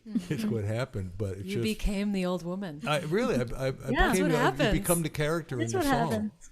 Yeah. Well, that's one of my very favorite things about John Prine's work is how beautifully he's able to channel people with really different lives than his, and always was. Like that first record has with like Sam Stone on it and stuff is just like he's what, like 18 or something, and he's just like, yeah, I could imagine how if you came back from war and then you were a heroin addict and you had a family, that'd be really rough. Writes a whole song, beautiful song. Like that's a real. I mean, on top of all his other gifts, that's a real gift. It's like being a bodhisattva or something. He's like hooked into some kind of cosmic cash. Well, he just had a simple way of doing it. I mean, but I mean, he was that kind of guy, and I mean, I think it's a great example where you don't. It's almost like the more complicated you make a song, the harder it is to get into what it's really saying. Not to say that something like MacArthur Park can't be really, Jimmy Webb and some really interesting chord changes and heavy words can't be soulful and deep, but Prine, I mean, I don't think he knew more than 5 chords. That's why my dad plays his songs and not anybody else's. Yeah. Well, it's a good lesson to just simplify. I mean, I feel like that's been almost the biggest lesson for me in songwriting in maybe the last 5 years. Just like you actually get better by breaking it down sometimes and not trying to say everything. Not dumb enough. Make it dumb. Well, and to be able to do an environmental song, a deep environmental song like Paradise that really never gets on a pedestal. Like we were talking about earlier, it just really paints the picture. Right at the heart of the matter. Right at the heart of the matter, but it's never lecturing, never on a pedestal. It's human. Just paints a Human picture. scale. It's really beautiful. Yep. Absolutely. Well, Carsie, we've got about, 15 more minutes maybe, a little Cool. less. Play us another song. We'd love to hear another song. I did see a request for a standard, although I don't want to like force you to do something you don't want to do. Totally up to you. She's not forcing. I can tell Carsie's up for whatever. Well, a standard yes or a and cover no. or something you really get, get No behind. pressure. Wow, You know, he's really- I think I'm gonna stick to songs from the new record. Not to be the dead horse, but I have a Kickstarter going on, so I just want to play excellent. at least one okay. more from the Love and Rage album. And I think I gave Brandon the link so he can drop it. But there's a Kickstarter going on for the next few weeks, and that's just an album pre-order. You can get the CD or the vinyl or the T-shirt and all that kind of stuff. Cool. I think When does also the record come out? The record comes out April 30th. Sweet. Yeah. And it's called Love and Rage. It doesn't have a title track, but this song is where the title came from, if that makes sense. This song is called Down in the Streets, and it has some lyrics about love and rage, which ended up being the album title. So I'm just going to mention a little bit about it. I went to a bunch of protests this summer, as a lot of people did, after George Floyd's killing. And I was in Philly, and there were some really intense protests in Philly where a lot of people got tear gassed and arrested, and my little brother got arrested and like disappeared in a van, and nobody, like, it was Really? like an unmarked van and stuff. Wow. And it was fine. Like, I picked him up that night, and it was all fine. But there was like a few hours in there where like literally me and my bandmates are like running away from tear gas. And we get like a block away, and I get a text from my brother's girlfriend, and it just says, "They got him." And I was like, what is happening? I thought we lived in a different kind of place than this. Wow. So anyway, it was a crazy experience, and I wrote this song, started writing that song that night, basically. So it's very inspired by those protests. But it also, especially the opening verse, comes from this feeling I often have where it's like I'm talking to someone I love, and I'm trying to explain why I'm so frustrated with the world or with America right now. So the character in the song is my mom. So I'm saying like, Mom, let me try and tell you what's going on. So that's where it's coming from. Cool. Down in the Streets.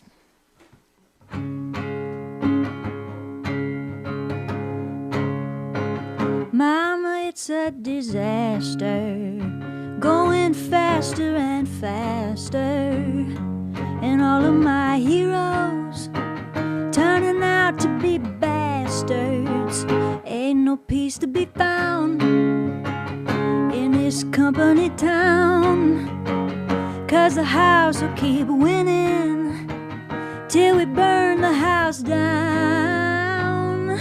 So all my friends in the streets tonight, we go singing.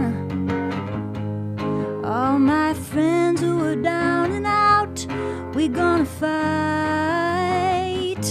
for all our friends in the up above, with all our rage and all our love, adding fuel to the fire down in the streets tonight.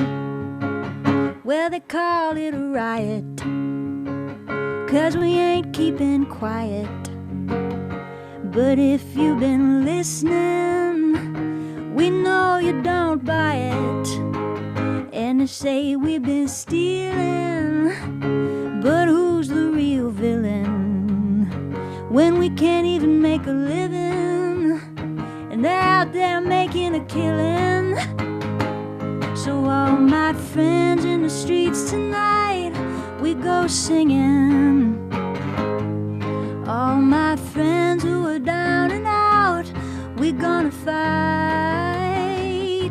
for all our friends in the up above, with all our rage and all our love, adding fuel to the fire down in the streets tonight. Well, they can lock us up and they can knock us down, but we're the ones who run this town. We're gonna shout it out until we make them face. We're the ones who own this place. They can lock us up and they can knock us down, but we're the ones who run this town. We're gonna shout it out until we make them face. We're the ones who own this place. So all my friends in the streets tonight, we go singing. All my friends who are down and out, we're gonna fight for all our friends in the up above, with all our rage and all our love, adding fuel to the fire down in the streets tonight. Down in the streets tonight. Down in the streets tonight. Yeah, excellent.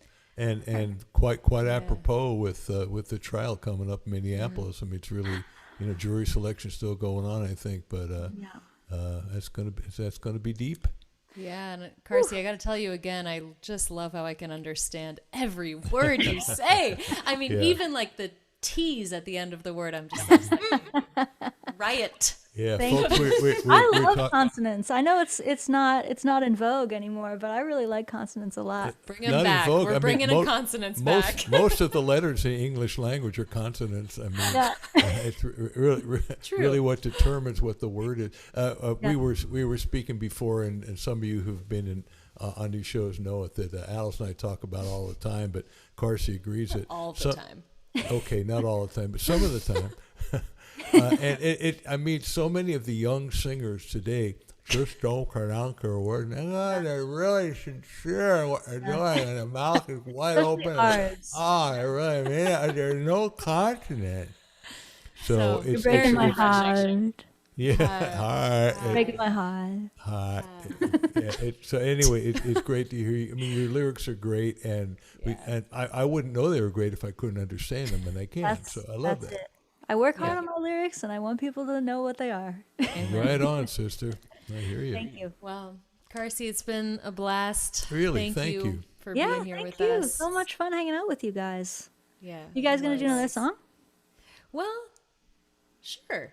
I mean, we were gonna maybe just fade into the distance and then do the after party, but maybe we can do it. Why don't you do one more? Yeah, one more. Good idea. Let's, but just let round it out. To let the people know that we are going to do an afternoon. Unfortunately, Carsie has another commitment and can't join us, but Alice and I will be there, and hopefully y'all will be there. And There's some questions in the chat. We'll get through some of those questions that we've got racking up here in the background. We might even play another song or two for you if you'd like. But please come join us. We'd like to meet you. We finally get a chance to see you. Yeah. You've been looking at us the whole damn night till we finally get to see you. So, all right, Yeah, so I'll do one let me more. get my and- bass. Good idea, Carsie. And then we'll come back and bid you farewell. Can I have your guitar? Oh, you want I my think I guitar? want to talk about my Oh, single that's a good idea. that's coming Wait, out. why don't you talk about it and I'll tune this down for you. Down? Well, I just have to tune it. Oh, okay.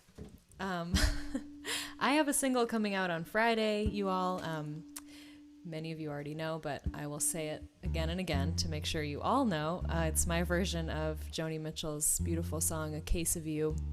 I've been singing it for years. I first learned to play it as a kid at summer camp in Vermont, and thank you to that counselor who sat with me all afternoon and taught me the chords, because it's one of my favorite songs, and I feel like it's taken me years to really make it my own and sing it, and I'm just really happy with how the recording turned out. So you can actually pre-save it on Spotify now, and I think Brandon has that link, but it'll be out on all streaming sites on Friday, so can't wait to share it with you. Here you go, Alice. Perfect timing.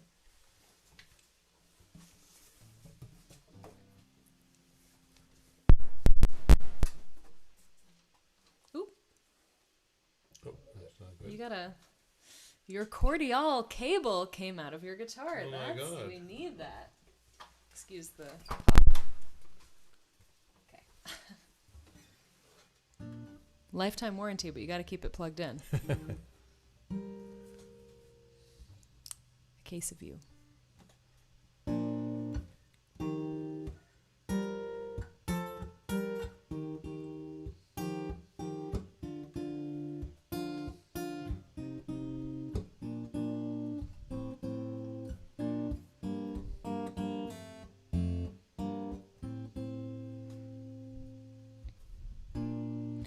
Just before our love got lost, you said, I am as constant as a northern star. And I said, constantly in the darkness, where's that at? If you want me, I'll be in the bar. On the back of a cartoon coaster, in a blue TV screen light, I drew a map of Canada, oh Canada, with your face sketched on it twice. Oh, but you're in my blood like holy wine. It tastes so bitter and so sweet. Oh, I could drink a case of you, darling, and I would still be on my feet, still be on my feet.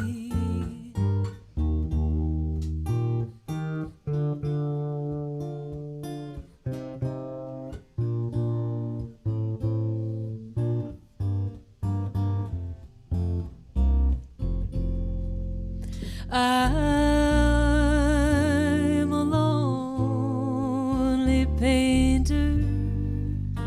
I live in a box of pains. I'm frightened by the devil, and I'm drawn to those ones that ain't afraid. I remember that time you told me, you said, love is touching souls. Surely you touched mine, 'cause part of you pours out of me in these lines from time to time. Oh, but you're in my blood like holy wine. It tastes so bitter and so sweet. Oh, I could drink drink a case of you, darling, and I would still be on my feet, still be on my feet.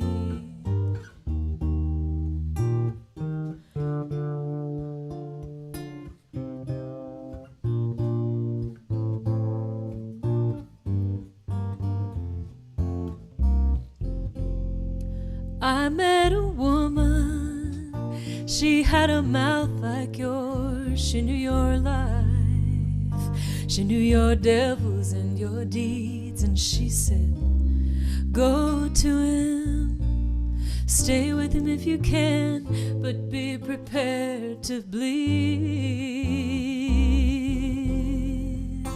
Oh, but you're in my blood like holy wine. It tastes so bitter and so sweet. Oh, I could drink a case of you, darling, and I would still be on my feet, still be on my feet.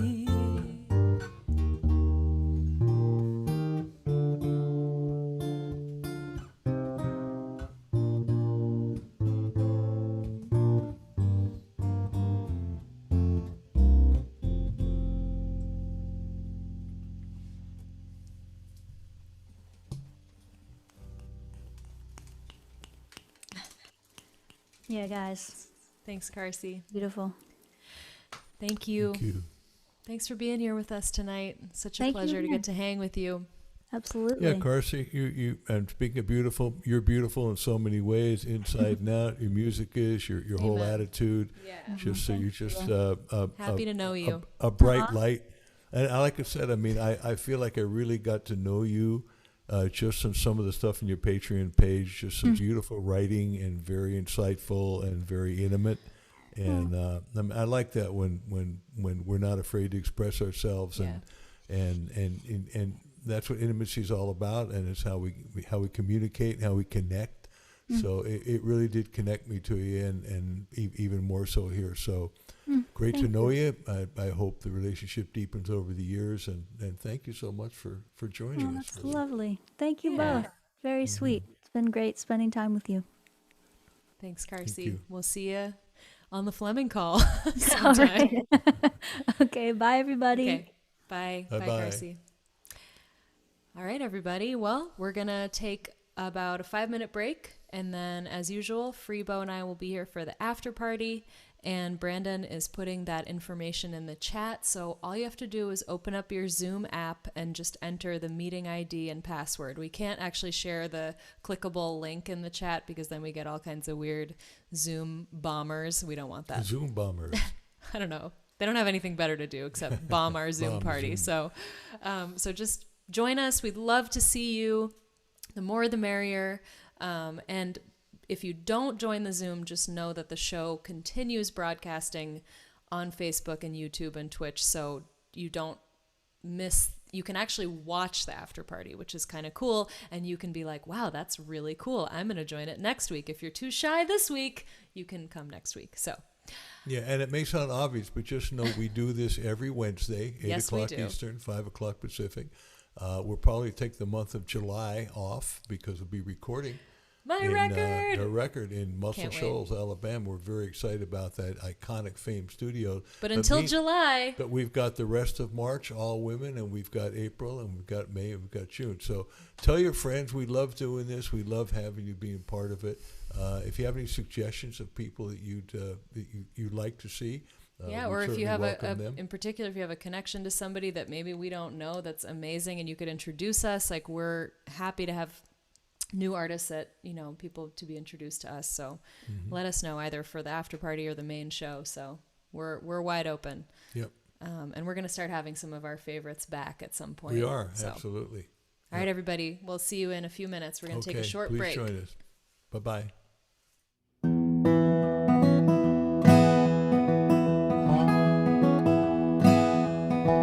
Every night I have the strangest dream. All the these ghosts are talking to me, lay down in my bed, and I can hardly sleep. These homeland blues have got a hold of me.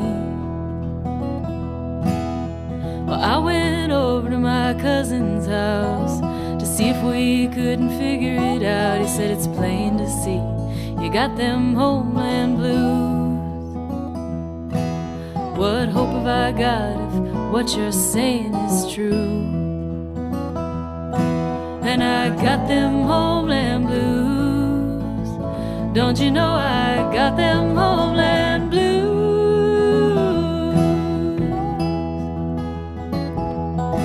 Said I got them homeland blues. Honey, pull over, I got them homeland blues.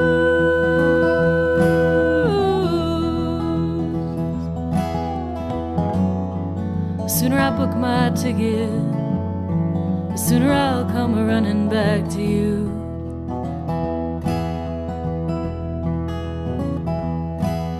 Well, I asked my mother, do you know what I mean? And she could hardly look up at me. Eyes to her paper, and I knew she had them too. Eyes on her coffee, and I knew she had them too. Have you ever missed something that you never even had? You're down so low and you feel so bad. That's when you know you got them homeland blues. That's when you know that you got them homeland blues. And I got them homeland blues. Try to tell you I got them homeland blues.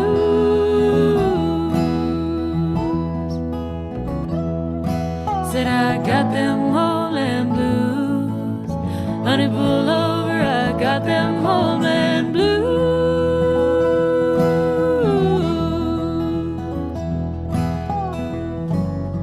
The sooner I book my ticket, the sooner I'll come running back to you.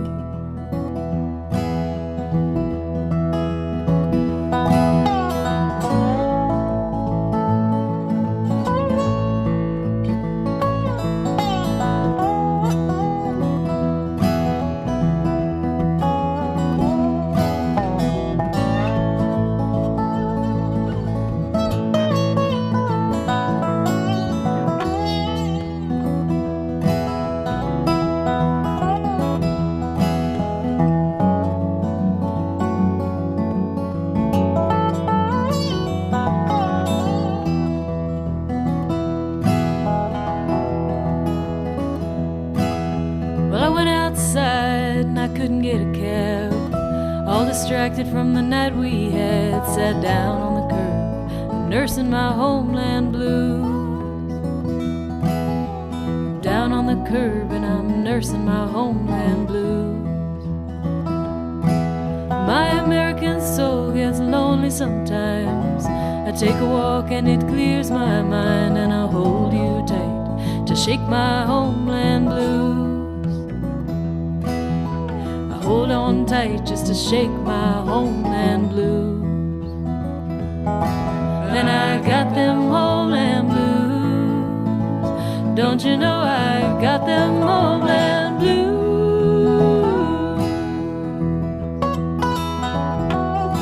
Said I got them homeland blues.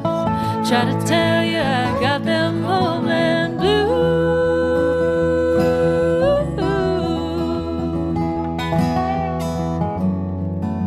Is where I left it, the sooner I'll come running back to you.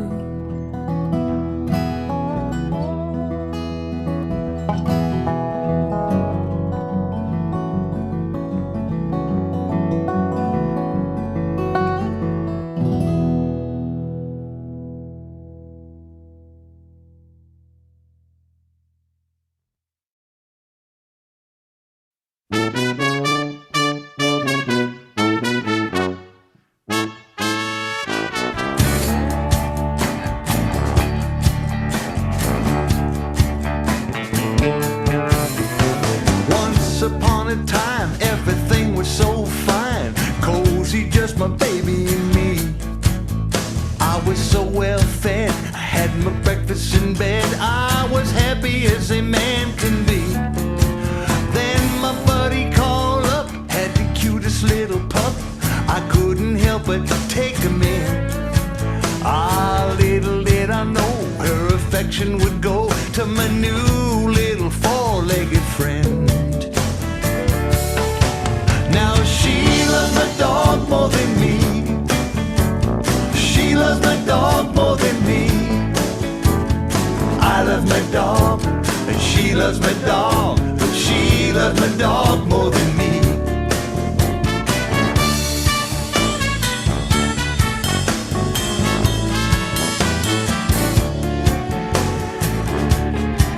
We were lying by the fire, burning with desire, when suddenly, to my chagrin,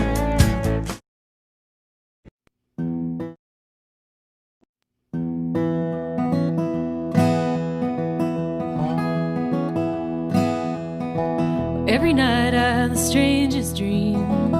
All these ghosts are talking to me. Lay down in my bed and I can hardly sleep. These homeland blues have got a hold of me. Well, I went over to my cousin's house to see if we couldn't figure it out. He said it's plain to see you got them homeland blues. What hope have I got if what? Hey, everybody. Hey, Hello, friends. thanks for joining us. Ooh, it's the core crew right now. The core crew. I like it. Hey, Storm. This is intimate. Jason, Thomas, Hey, everybody. Carolyn. So nice to see you. Yeah. Folks, if you decide you want to join, anyone who's still watching on the streaming sites, you can still join the Zoom room anytime during the after party. So There are apparently three more squares, but no names or pictures. I don't understand Don't that think one too at much all. about it. Oh, here comes M. Stop. I know an M that's EM, but I not want to M. just, if Freebo, if you're up for it, I want to like get through some of these questions that we had saved because some of them are good. You're really getting down. You Can must be I? hungry. Are you hungry? I mean, yes, but I thought there was a couple good questions in here. But I have one question. Carolyn, why are you smiling so much? Oh, you Wait, gotta can't hear you. unmute, You gotta Carolyn. unmute. Still can't hear you, Carolyn. There you go. Oh, You're there we good. go. Okay. Now you can talk. You're unmuted on Zoom, but it looks like we can't hear you. You might have the wrong microphone selected, Carolyn. Shoot, I wish I could read lips. Carolyn, could you sign for the crowd? Maybe they. Carolyn, you know how to sign? I knew she would. Well, Freebo, I thought maybe you could explain your double capos because somebody had asked about that. The double I want you to read the question because it was worded very well, I think. It I is want you to worded read very the well. question. Specifically, the question is. wait a minute. No frets on the bass, but two capos on the guitar. What kind of witchcraft is this? Well, Great who question. said that? Casey Carrie. said that. Casey yeah. said that. Well, I love it. it is witchcraft, Bless which you. made me sneeze. Bless you. Witchcraft made me Oh, sneeze. Carolyn, we can Carolyn, hear you now. we can hear you. Carolyn, now that we can hear you, before I answer the question about the capos, why are you smiling? It's a great smile, by the way. I'm not high, but it's happy. because I'm here with you guys. Oh, Oh, good. well, Good. thank you. Well, it's good to see you. Thanks for coming Thanks on. for And thanks for coming. being on the chat, on the shows. I recognize you from quite a few shows, so thank you for that. Yeah, I like you guys. Oh, good. We like let me you too. explain the double capo thing, if anybody cares. Obviously, Casey, Hopefully Casey's he's not still going to be here. able to see us, but Yes, he is. Everybody can still see on Zoom and YouTube right now. oh, they can. I mean, it's on. Even though we can't see them. Are you just figuring this out? I am just figuring this out. Did I not explain that, people? I feel like I said that. Oh my God! If even Yes, Storm you got it, did. then, Are you seriously even just Storm- getting that? well, I didn't think that the people on the chat. Freebo. Oh, of course, Everyone that's watching can still see us. we just can't see them. They can still see you right now. Plus, I feel like a kid that when I kind of cover my eyes that you can't see me. I'm sorry about that. Plus, if he watches it afterwards on YouTube, you'll still get the answer. Brandon, could you put the info in the chat one more time for folks who may have missed it? Great. Yeah. Yeah, folks, you can actually still join us in the after party if you want to be among these crazy people with us. Okay, so let me explain. Hi, Joe. I can see you, Joe, in the chat. See, Freebo? He's still there. Glad we cleared that up. Okay, so here my gatoon, my gatoon's a regular guitar thing. It's all falling apart. I tuned down a whole step, but I'm still relative. Right? Okay. So what the regular capo does is it just, if I'm playing an E chord, I can go.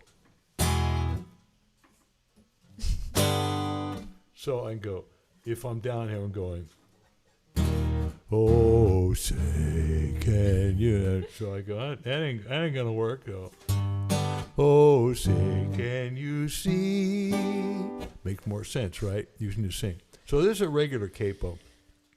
What this capo does, it's much shorter. It's actually called a shortcut. And instead of covering all 6 string, Kaiser shortcut, it only covers 3 strings. It covers the strings are numbered 1, 2, 3, 4, 5, 6. And it covers the 3rd, 4th, and 5th strings. So what it does, instead of, it turns it into this, which is actually called dadgad. Dadgad is D-A-D-G-A-D, dadgad. And dadgad is actual tuning, and you have to retune your guitar to get into dadgad. But when you put this on, I don't have to. Now I can play chords, 3 chords with 1 finger. I go, this land is your land, this land is my land, from California to the New York Island, from the Redwood Forest to the Gulf Stream water. Oh, this land was made for you and me. I'm playing 3 chords with just 1 finger. So it changes the tuning, and there's all sorts of wonderful things you can do with it. And I've written a lot of songs with that. Great songwriting tool. A wonderful songwriting tool. I've turned Alice onto it, and it's really helped her a lot. Yeah, we both, between us, we've got 4 capos going on, which is like a little excessive. And they're the different brands, but Freebo uses the Kaiser, and I use the Shub capo brand. I am an artist with Shub. Freebo's an artist with Kaiser. It's okay. We still get along.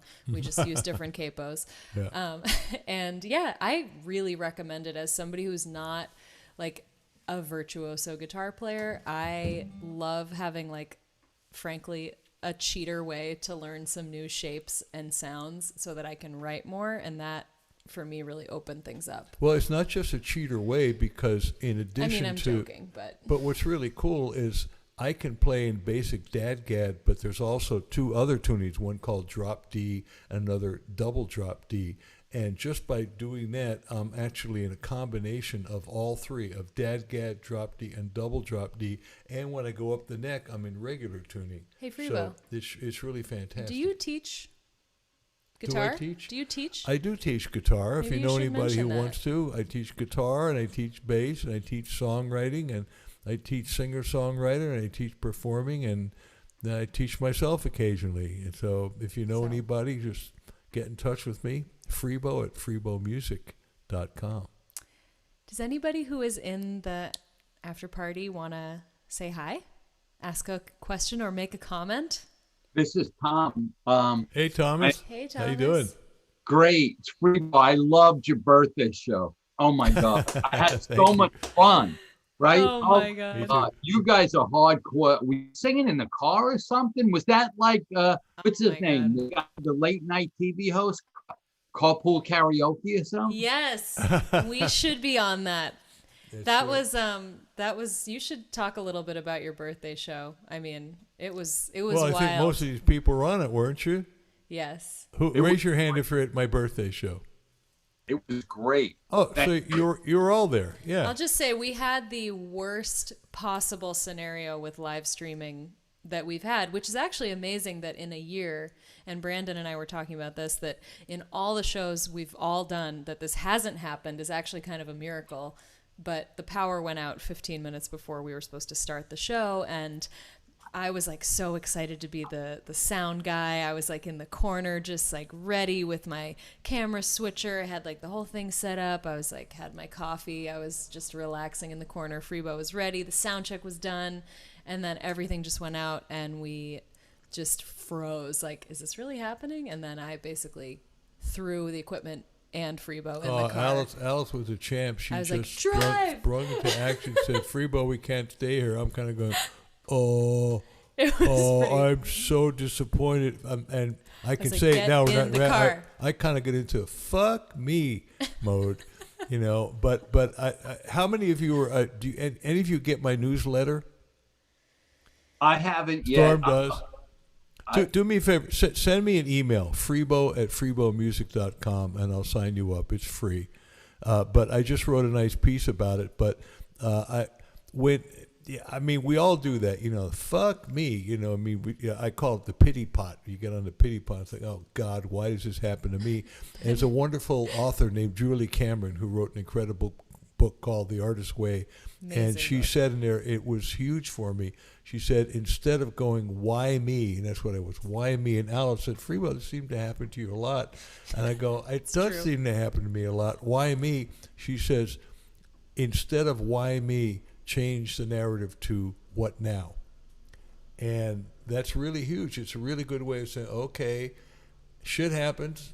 I can't do anything about it. Acceptance, all of those spiritual lessons, but what now? And Alice just popped right into that what now, and that pulled me into it. And Well, and also you had two of the greatest singer-songwriters in the folk In the world, Americana yeah. genres waiting in the wings on Zoom, ready to come in and do what they thought was going to be one both song. agreed to do one song. Turns out Chris Smither and Jack Williams ended up opening the show for Opening. 45 minutes, which was a lifesaver and was also Incredible so for you good. guys. Like, I can't imagine a better beginning to a show, Me neither. period, than watching the two of them go back and forth. So And if I had asked them to do it, they probably would have said, no thanks. But Yeah, they had no they were choice. kind of forced to. it was great. It was Yeah, great. it worked out well. Thomas, can't Thomas, hear you. you're muted. You're muted. Hold on. We see you talking. Okay, you're unmuted. Okay. All right, real quick. Another artist, have you ever heard of Seth Walker? No. All right, you may want to check him out, and I'll send you some contact info on him. He's a great guy, about 40 years old, really a good guitar player, a singer-songwriter, and a bluesy guy. Okay. You might like him. I'll send you some info. You may want to check him out. And Great. he's a professional like you all, okay? Okay. He's not just some guy you know from, like, you know. No, he's not just some, not a New Yorker. No, he's down from Asheville, North Carolina. He was homeschooled. He's got an interesting backstory. In fact, he wrote a book. He does poetry, and he just wrote a book. I bought his book. It was like a Kickstarter. And poems, painting, singing. He's a cool dude. Okay. Cool. All right. Now, quick thing, last one. Vincent does a lot of research, and I know he does that. And He you sure guys does. may hate me for this. And I can't believe I haven't checked yet. But Freebo, what is your full name? Oh man, you're just gonna have to research it. You know, I mean, up until somebody got it, it was just a great secret, and I was just really digging it. It's Freebo. Freebo. Freebo, and Facebook is Freebo F Freebo because he asked me for a middle name, so I went, okay, how about F? But I mean, honestly, Thomas, I just go by Freebo, and the more people ask me what's your real name, the more I don't want to tell them. I'm just being honest with you. I know, that's cool. No, that's interesting. I Tell them thought the maybe story I about... should know it. No, nope. It doesn't really matter, Tell them how it came the really to be. interesting thing is that Storm has been my name all my life, and Facebook won't believe it's a real name. Really? Because they call you just Storm, is it, or something Storm? What is your? No, I actually tried, my real name, and they said, please put in the name that your friends know you by. You're like, Well, I'm glad I got Man, Facebook early Facebook on because, sucks. at least they went for the Freebo bit and Freebo F Freebo. So they bought it. Tell us where your name came from. Well, it actually came from an acid trip in 1967. I'm sure none of you people have ever done that. Thomas, I'm guessing you never did it, right? I haven't. I knew that. I just felt Carolyn that somehow. is I'm guessing sanctimoniously shaking her head. Carolyn did it. Yeah, she did. Look at that. I'm guessing Storm did it. I have no doubt. Jason laughs at almost anything. I'm not sure whether you did it or not. Give us a thumbs up if you did. He didn't. Oh my God. I haven't either. Alice hasn't done it either. I'm too scared. Well, it's some pretty heavy stuff. I would like to say, a lot of people say it'll turn you upside down. I'd like to say I was upside down, acid turned me right side up. But the bottom line is, well, I was beginning to grow my hair long, and I used to try and kind of comb it like wouldn't be like the Beatles, and my hair just wouldn't do that, and the wind would come along and go, and it would just be up like that. It would stay there. So one day I washed my hair and I didn't do anything with it, and I went downstairs. My buddy said, and he's a photographer, cool guy. He said, "What'd you do to your hair?" I said, "Nothing." He said, "Well, I love it. It looks good." And it was kind of the beginning of my afro. And so as it got bigger and bigger, during one of the trips we did, the fellow who was the guide, when you do acid, you really kind of have to have a guide because you don't know whether the walls are really moving or not.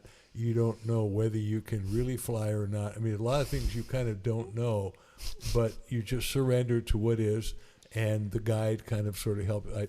Can you help me get to the bathroom? Yeah.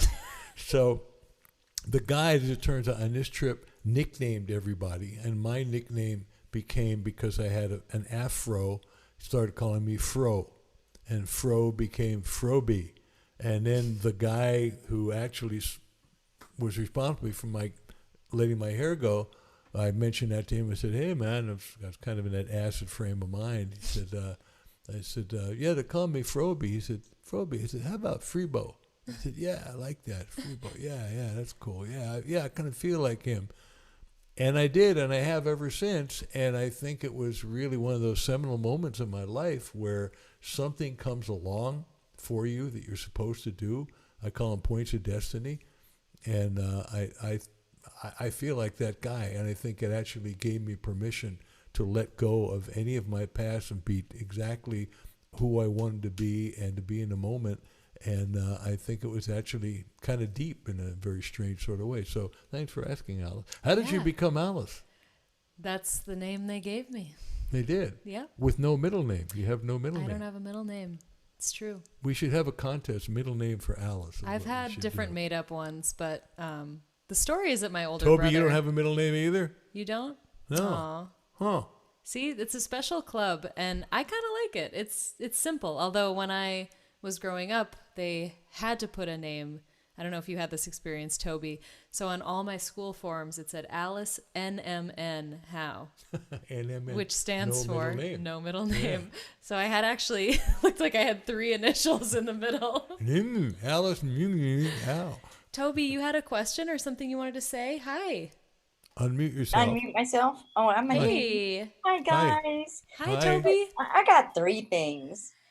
Okay. Let me get bigger in my groovy shirt. Yes. I went to both your parties. Alice, through yours, I cried the whole time. Oh my goodness. It was that good. It was just like so mushy and fuzzy and all that. And then Freebo, yours, with the comedy of events to start. that was great. You laughed the whole time. However, no, if I had the equipment, I would have had to come over here because I'm in Encino. Oh, you are? Where approximately are you? I'm on White Oak and Burbank. On White Oak, right on the other side of Trader Joe's. You're a little bit, yeah, I know exactly what it is. My buddy got off at the first exit past the 405. Sound like I'm on like Saturday Night Live. Okay, like you go like on the 101, the 405. You get off at like, what is it? Havenhurst. Okay. Okay, I live on White Oak. Uh-huh. Well, yeah, it worked out. Havenhurst, Balboa, White Oak, right? Yeah. Okay. Sorry, go ahead, Alice. I was just gonna say, Toby, thank you for that. Yeah, and we were lucky because Freebo actually had a key to his friend's house who wasn't there, so it was that was a great lifesaver. Larry was his name. It's Larry's house or something like that. Larry Truman. We love Yeah, Larry. that was great. And then the best of all, I sing "She Loves My Dog More Than Me" every day, not just sometimes. I wake up singing it. I go to bed singing it. I'm in the store God singing help you. it. I'm so sorry to hear that. I hate to say it, love that Toby. song. Toby, you are a sick puppy. I love my dog. She loves my dog. That's great. Do you sing? Do you play guitar? I don't. At one point in my life, I wanted to be Stevie Nicks. I used to sing at the Holiday Inn, which is now the Courtyard Marriott on Ventura Boulevard. I sang a set on Tuesday nights. Sometimes I sang to nobody. Other nights I sang to people that say, "You I know suck." that feeling. But I did tambourine and all. It was fun. But I'm liking this promoting stuff. It's just I'm having a blast right now. I'm having a blast. I can't wait. Saturday night is Taj Mahal and Phantom Blues. And so I've been Thank you for reminding me. Yeah, we're going to watch I have that, a ticket to that, and I totally forgot. Yes. Toby, thank you. 6 o'clock this Saturday night. Taj Mahal, Phantom Blue, and the other guest is John Cleary. I'm writing that down right from now. New Orleans. Because I already bought a ticket. They're streaming it from Berkeley, the UC Berkeley Theater. So they're all getting together there. Yeah, they're getting together there and they're streaming it. It's a ticketed event. I think Taj lives up there. If I'm not mistaken, he does in the Bay Area. So that's going to be good fun. And I just say I love your guys' show. I love being a part of it. I love the community that's in there. It's great fun. And Brandon's doing a great job, isn't he? I mean, he looks a lot like Alice Howe right now. But Toby, I was going to ask you. You say you promote? As a hobby, because at the write-off room, I assisted with the calendar of events there. Oh, okay. So I helped Cheryl. Yeah, I helped Cheryl. She shares our stuff all the time. I didn't put that together that you right. I've hosted since March. I've hosted over 500 shows. Oh, great. I just talked with Bill yesterday about his new place. He's Bill so Winch? excited about it. Yeah, we got that soft announcement. That's all I can say. It's a soft announcement. I won't say anything about it, but he's really excited. Yeah, I'm hoping to become more involved in that too. Great. Bill and Maggie know so, and Great. it's just great fun. I can't wait. Great. It's gonna be Excellent. a while. Thanks for bringing that up too, because I miss everyone so much. I was there 4 to 5 times a week. I miss it a lot. Yeah, me it's too. Great. For those of you who don't know, it's a place in L.A. that he closed it because of COVID and opening up another one soon. But he called it the write-off room. He called it the write-off room because his business all of a sudden did incredibly well, and he had all this money that he had to put somewhere. And he and his wife were talking one day, and she said, "Well, what do you want to do?" And he said, "Well, I've always kind of wanted to open up a club, the kind of club that I always wanted to play in." And she said, "Well, why don't we do it?" And that's basically what he did. And it's a wonderful club, and he paid musicians well, and pretty much all old school music, old school guys, people, say guys, but musicians. And it's a wonderful place. So I can't wait till it opens again. And, yep. Keep watching the website. Keep watching the website, and you'll find out all the progress and everything. Will do. All right. Thanks. Cool. I love you guys. Yeah, love Thank you you, too, Toby. Thanks for coming. Thanks for saying hi. Well, the California, somebody, Pablo. Oh, California, I love it. That's one of my favorite Saturday Night Live bits. Well, folks, does anybody else want to say hello before we sign off our relatively shorter Zoom hang this evening? Well, actually. Oh, good. I had a birthday poem I was going to do on your party and didn't get a chance. Can I do it? Birthday poem? Yeah, please. Sure. Yeah, it's a poem I wrote that I performed for people on their birthdays.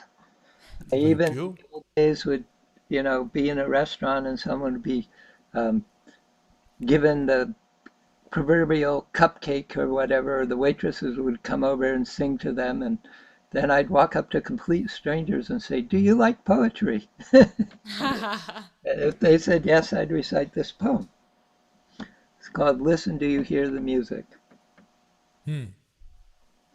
Listen, new hymns are forming in the laughter of a friend. Beneath your feet, the grass is chanting snatches of songs even you haven't heard of. In the meadow, the cows are practicing ancient operas and cadenzas. The dog beside you is flat picking with its feet and accompanying itself on the collar. When the cat claws on the screen door, it is really saying it wants a washboard, a banjo, and a whole jug of band.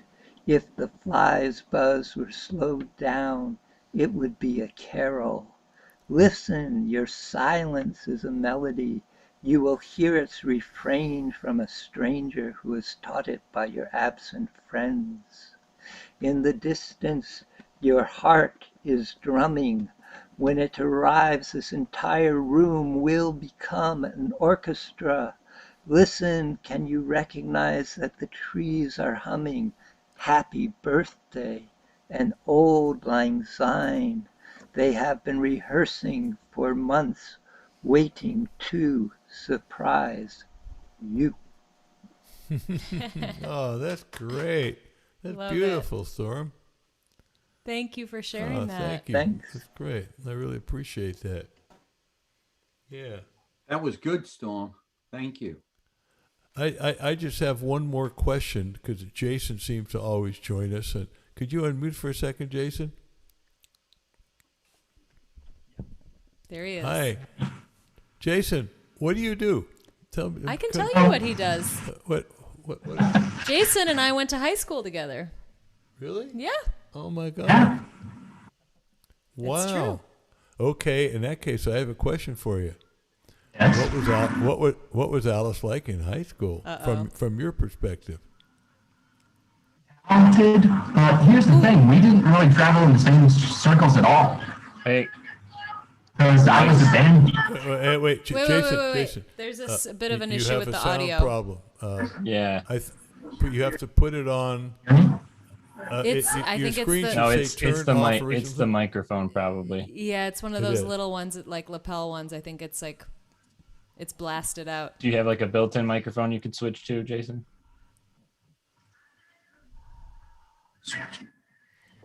One moment.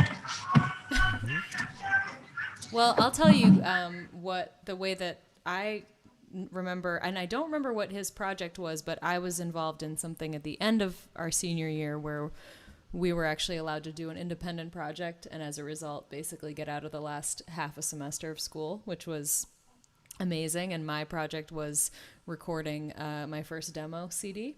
So that was pretty cool. And I know that Jason was aware of that, and he actually has a copy of it from way back then. So he's got the deep cuts. Wow.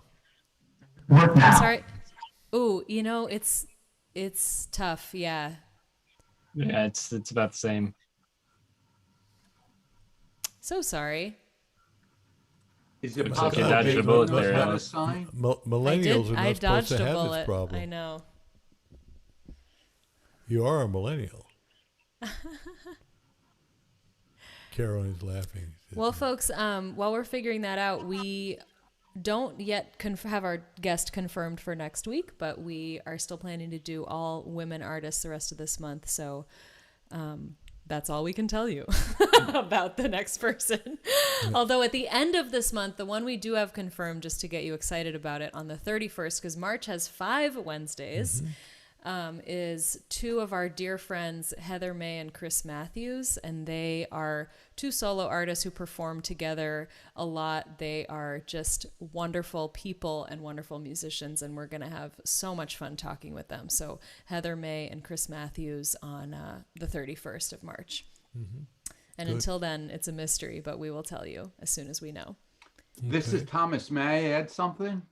Sure. Number one, Alice, your voice is amazing. Thank you, Alice. You're just wonderful. you. Thank you. Thank And you.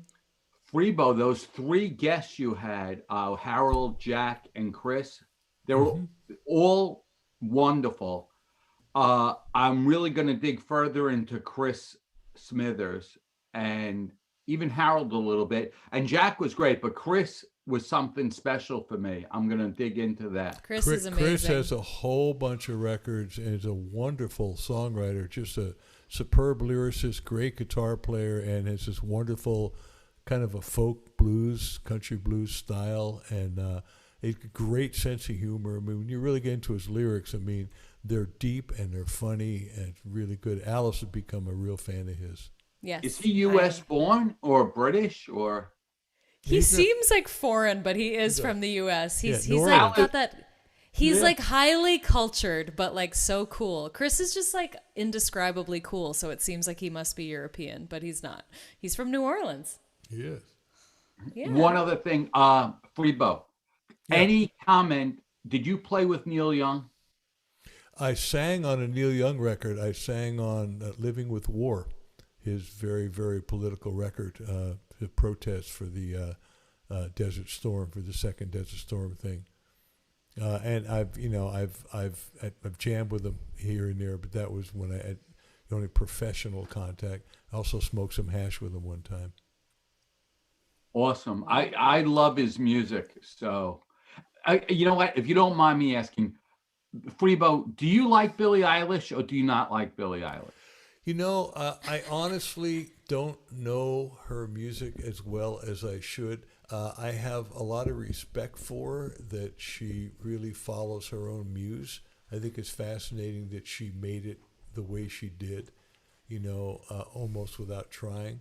I wasn't completely knocked out by what I heard, but I must admit that I'm shamefully ignorant of the rest of her music, so I feel like I should definitely give another try.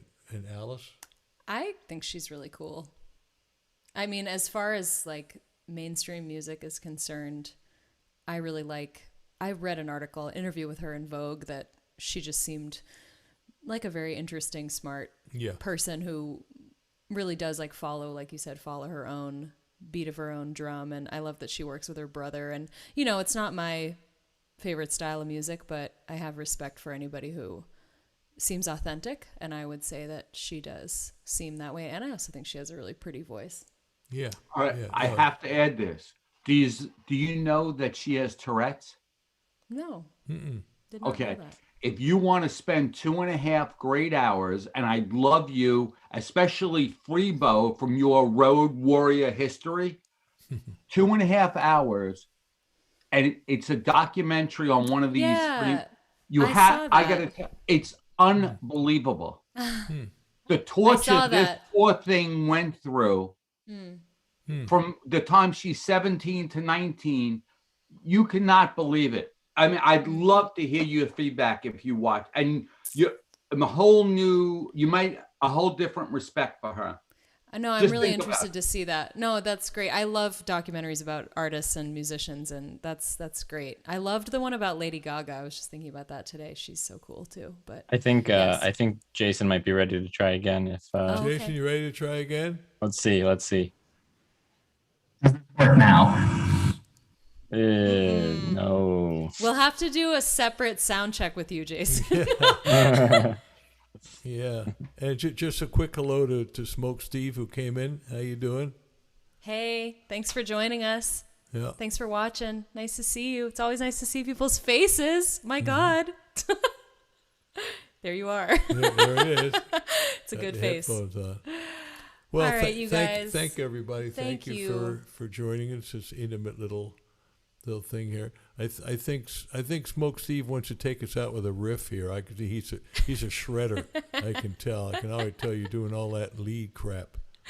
I mean that lead shit. I mean that lead stuff. Shut up, Freebo. But I can't hear you, man. You're muted. Looks good though.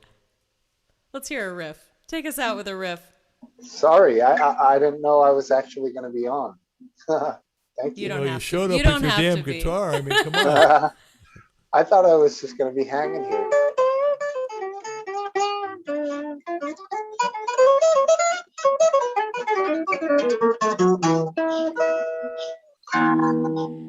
That's Oh, a there lot you go. faster than I can move. I can't play that fast either. Are you a Norm's Rare Guitar YouTube guy? Do you follow that? Yeah, man, that's good shit stuff. I like Norm, and I love the Lemo, and they're all great players, good Us guitars. too. It's awesome. Is We that how you love found them out too. about our show? Yes, I Cool. think I was subscribed to them, and somehow they mentioned you, or I got a notification, and then boom, here I am, and I Cool. love it. Oh, that's great. Guys You're in sound the wonderful. show. Thank you, Excellent. Steve. Well, thank you. I Thanks for hope you're coming. enjoying the shows. Always. Thank you very much. Thank Thank you. All right, y'all. Thank you, and thank you, Brandon. There he is, folks. You can see Brandon. Thank you, Brandon. If anybody runs a digital online event and wants someone who is incredibly talented at keeping things together and holding it down, Brandon is your guy. Brandon is for hire, and his rates are reasonable. And he's worth it. He's a reasonable guy. He's a nice guy, and he's a talented guy. He knows You can what the write hell he's to doing. you can write to me. You can write to me on my website if you want to know how to find Brandon. Yeah. And Jason, I suggest you get in touch with him and get your damn sound together. Okay. All right, you guys. We'll see you next week. Be here Alice next Wednesday. Mushu. Alice Mushu Porfit. No Mushu tonight. I can't. All right, Gotta- but how about a cheesesteak for Philly? Oh God, I wish. Hey. Send me one. Send it in the mail.